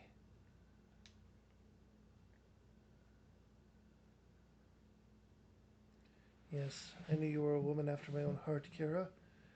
Standing here just now, that is the answer that I arrived at as well. I speak in earnest to you, Kiara. Our battle with Karasu, his dying words, they have left me a changed man, and I can no longer deny what I have become. For so many years, I questioned nothing tradition, custom, my mission. I was a shinobi, a blade, and a blade does not think. I shut off the doubts, the emotions that threatened to rise to the surface, and told myself this was the true presence of mind, or this was true presence of mind.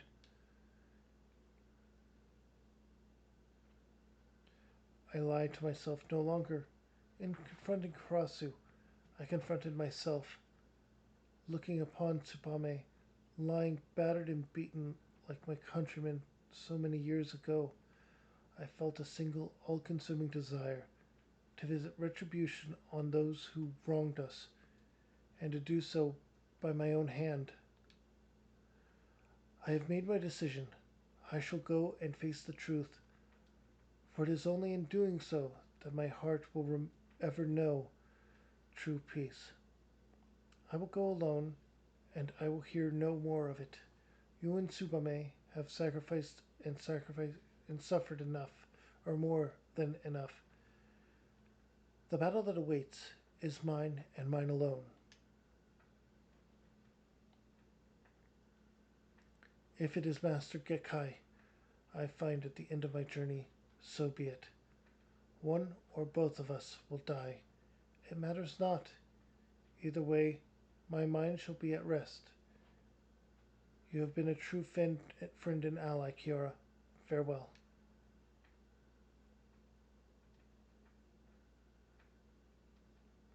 Oboro,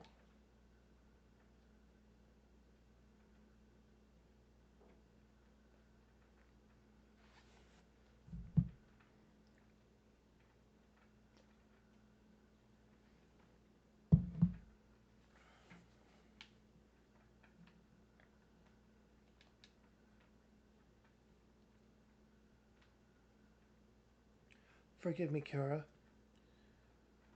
It was as if my legs moved on their own accord, or of their own accord. It is just as I imagined. Oboro means to confront Master Gekai, even if it costs him his life. He has made his decision, and I will not stand in his way, but neither will he stand in the way of mine. Whom, wheresoever Oboro fights, I shall fight beside him. If it is not too much to ask, pray lend your strength to us this one final time. Kiara, you have proven yourself a true shinobi, and your blades, unfettered by tradition or conviction, convention, may just be what turns the tide of battle in our favor. Oboro did not say where he was headed, but we already know, don't we? Karasu's last words, Candlekeep K. Key. Let us see what the guards there might tell us.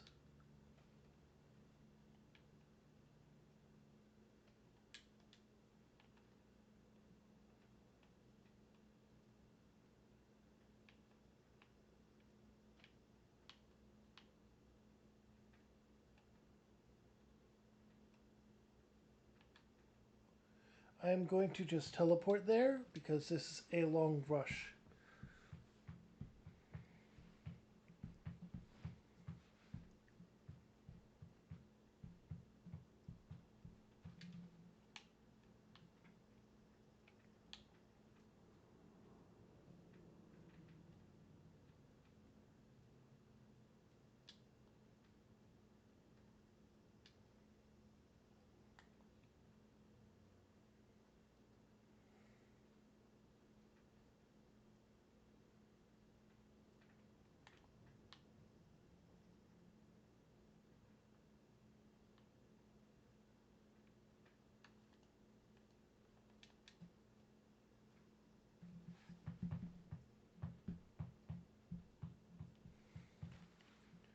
Any unusual happenings of late? Not as such, save for a small private vessel scheduled to dock tomorrow at the crack of dawn. Other than that, it's all pretty quiet around these parts, as it's wont to be.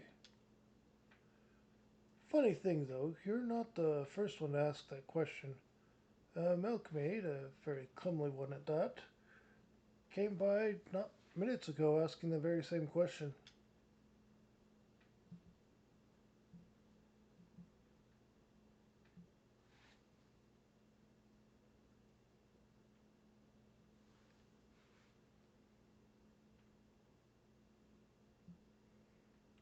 Is that so? The milkmaid is one of Oberon's favorite costumes. As we might suspect, he's one step ahead of us. If we could rendezvous with him somehow, it would give us the advantage in numbers, and yet the risk of exposing ourselves to our foe is too great. We should observe from the shadows until Mr. Gekkai reveals himself. I will take up position on the western shoreline. You take to the high ground and keep watch from the promenade over there. Between the two of us, we should cover the entire key.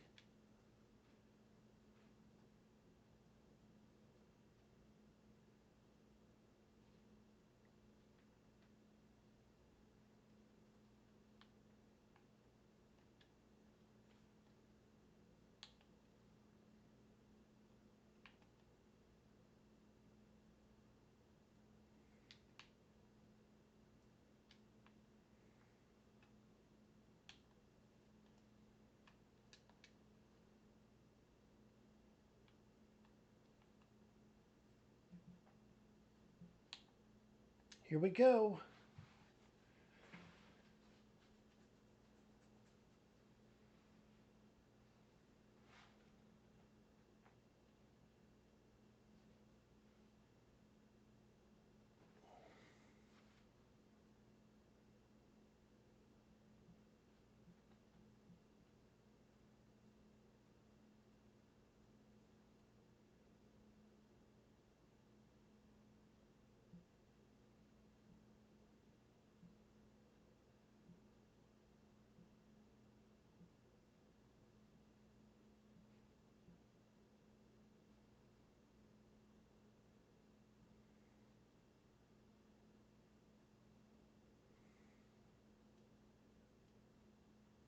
Who goes there? Show yourself. I know a rat when I smell one.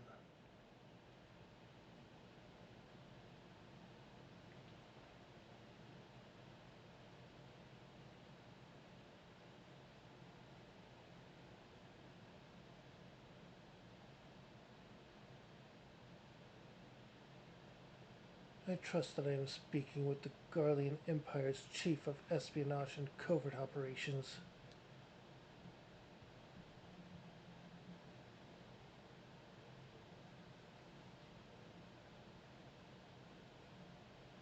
None other. But you can call me master if you like, little one, for old time's sake.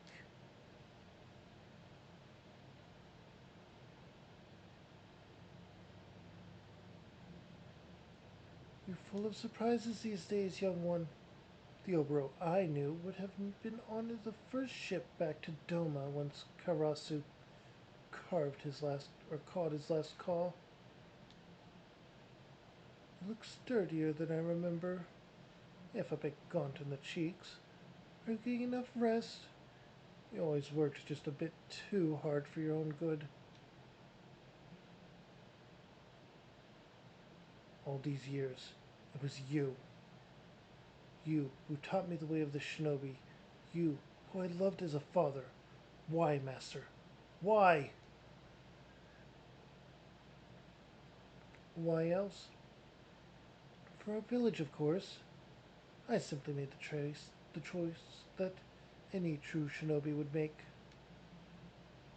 Don't tell me you require a history lesson, young one. Since the time of our ancestors, the shinobi have served many masters. For many years, I served Doma. Then, when the time was right, I chose a more powerful master. Fortunately for me, and for our village, my services were in high demand. Have you ever wondered why, Obro? Why, when the Doman rebellion was crushed by the Empire, was our village alone spared Garlemon's wrath? It was because of my actions. I protected us where the entire nation of Doma could not. Protected? You betrayed us all. The people of Doma trusted us. Do you know how many Domans died that day? We swore our lives to protect them, and you sold them into slaughter. Do you feel nothing? Not even a twinge of remorse at the massacre you brought upon your countrymen?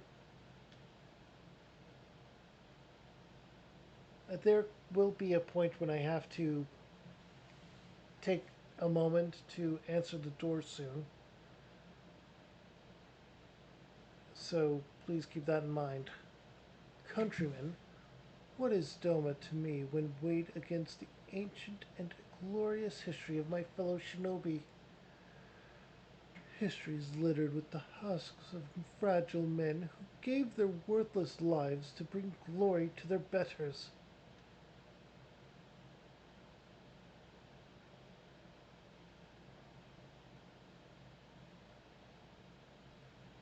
I hoped against hope that Karasu was wrong, that his story was not but the twisted lies of a sad fool. But no, I was the fool, Master. No, Gekkai, for you are no master of mine. In the name of the souls of the untold thousands whose blood is on your hands, I declare your life forfeit.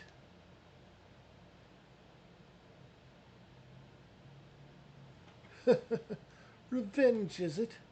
Revenge for foot soldiers and peasants? Is that what this is all about? That's why you lingered here like the festering boil after your allotted mission was complete?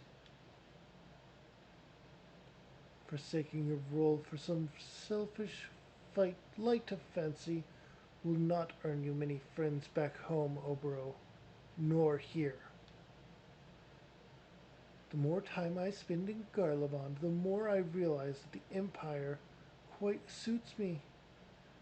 There is something to be said for a culture that values merciless strength above all.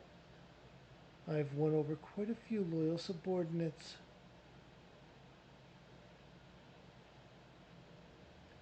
Poor little one, all your lofty words, and here you stand alone. You are alone because you are weak. He has no subordinates. This is true. This isn't an army after all.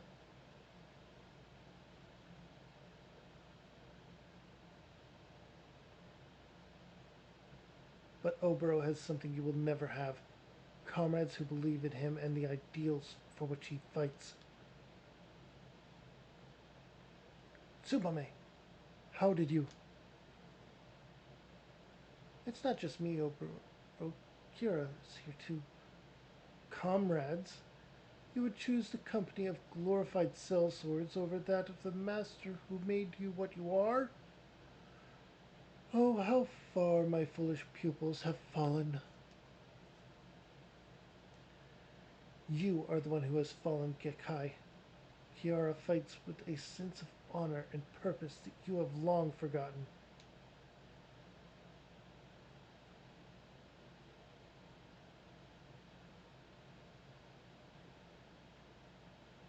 How's that for an entrance?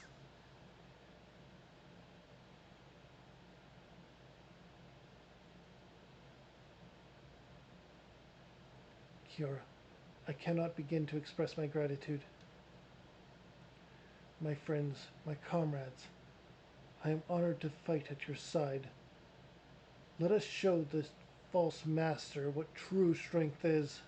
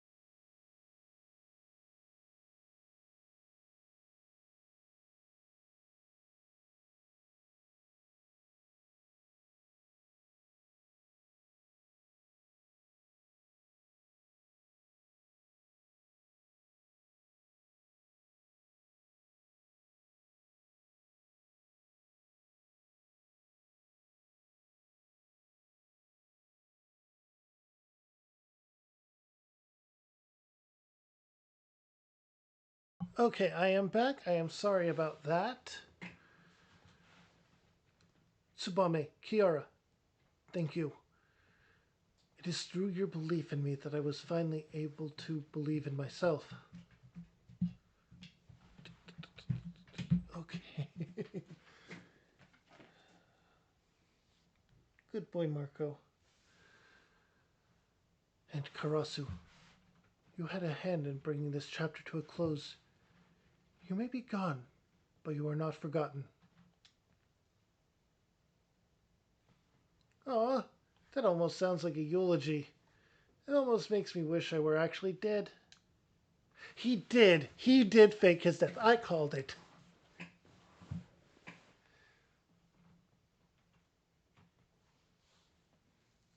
Karasu, you're still alive? But how?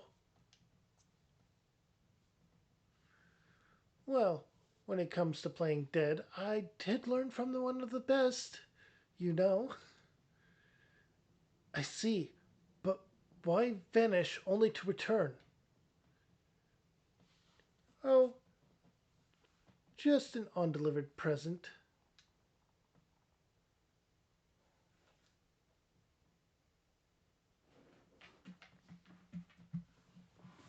Marco, here. Go under here. Oh, you want to bring that over?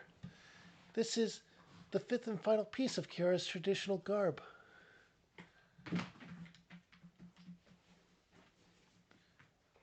Let it never be said that I don't complete my missions, even if it's just playing delivery boy.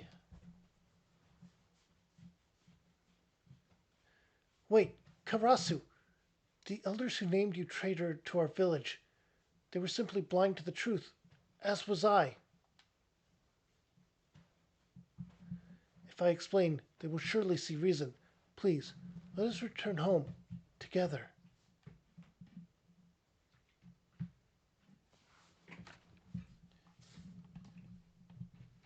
Go, Marco. I lifted the cord for you. What's this now? Now that wasn't in the script. How soon we forget Oboro. I was not the traitor, no, but I did follow him. That makes me just as much a traitor, at least in their eyes. Perhaps so. At the same time, you risked your life for what you believed in. We are not so different, you and I.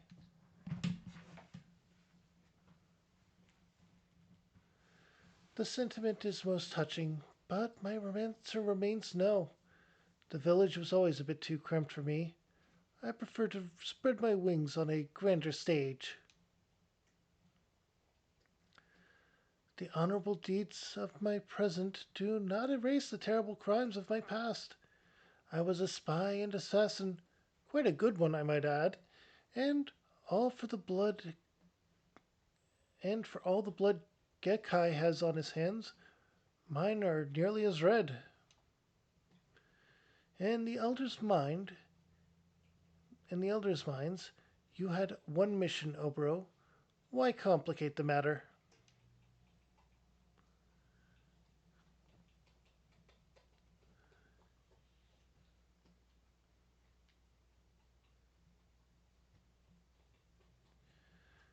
Bring this back and tell the others what they want to hear. The traitor Karasu Redbeak is no more, slain at your hand. You will be welcome as a hero, while my fate will be ever grander. I will at long last be free.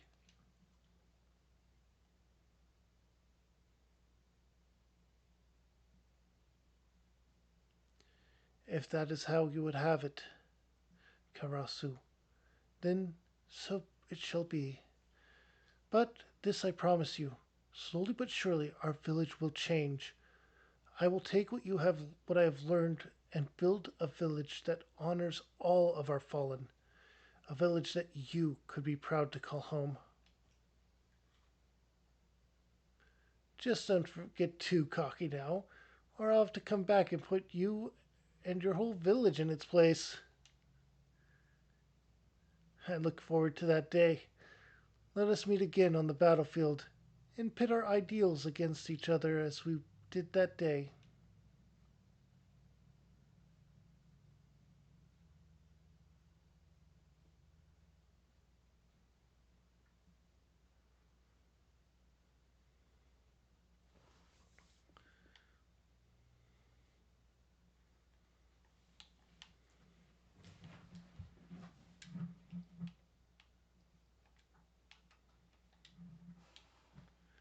Ah, yes. Teleport to Wineport with return for free.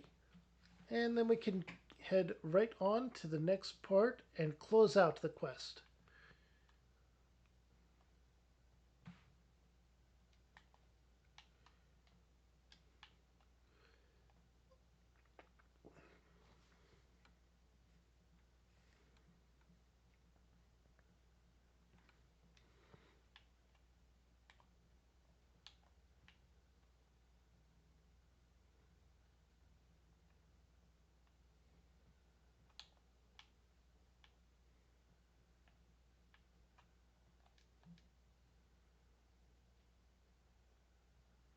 Welcome back, Yara. You may enter.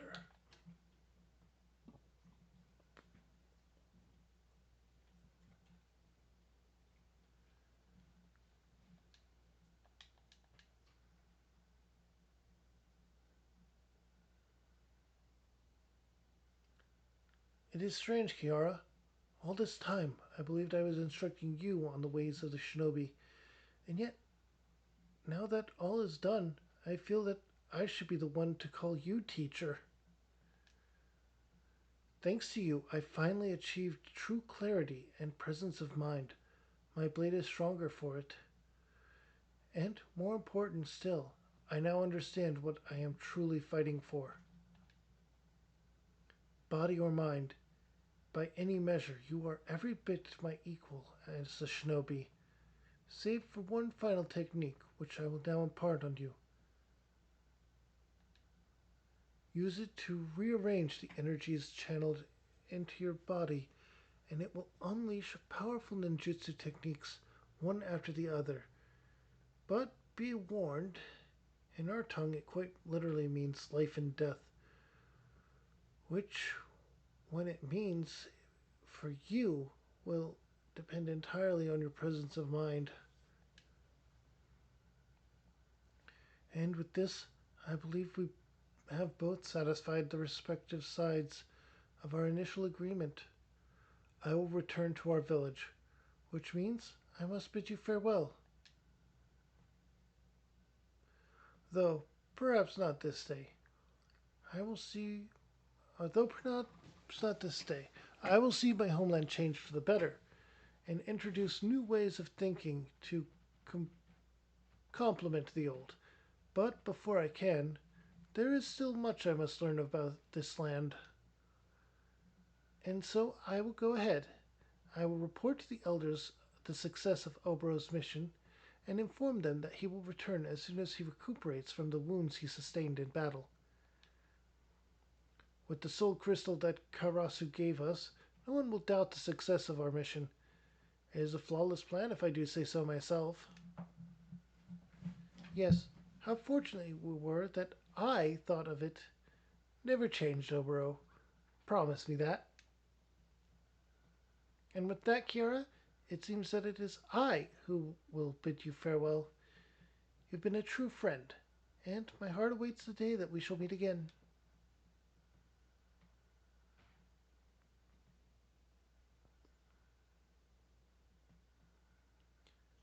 But you will return to give Obro lessons from time to time, yes? I'm not convinced that his bows are as masterful as he seems to think. And we have the ninja chainmail, the koga garbed coffer, and the new technique.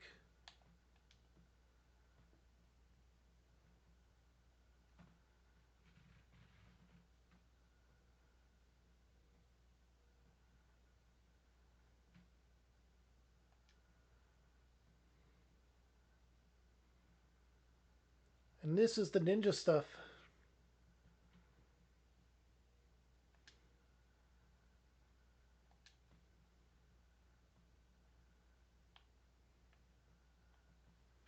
But that is not all. We now will be taking a look at the gear.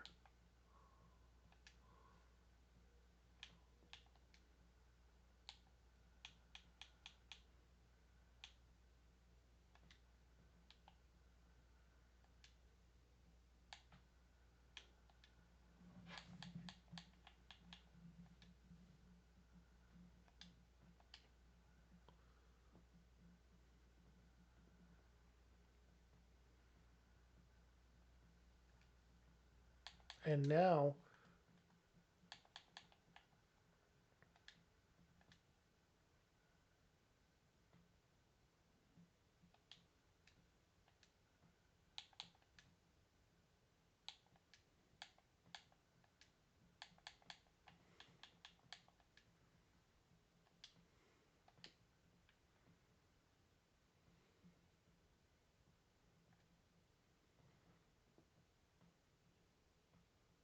and I took a screenshot for the thumbnail.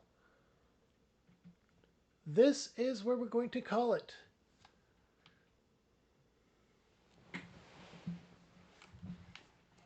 We have mastered Rogue and we have obtained the ninja job.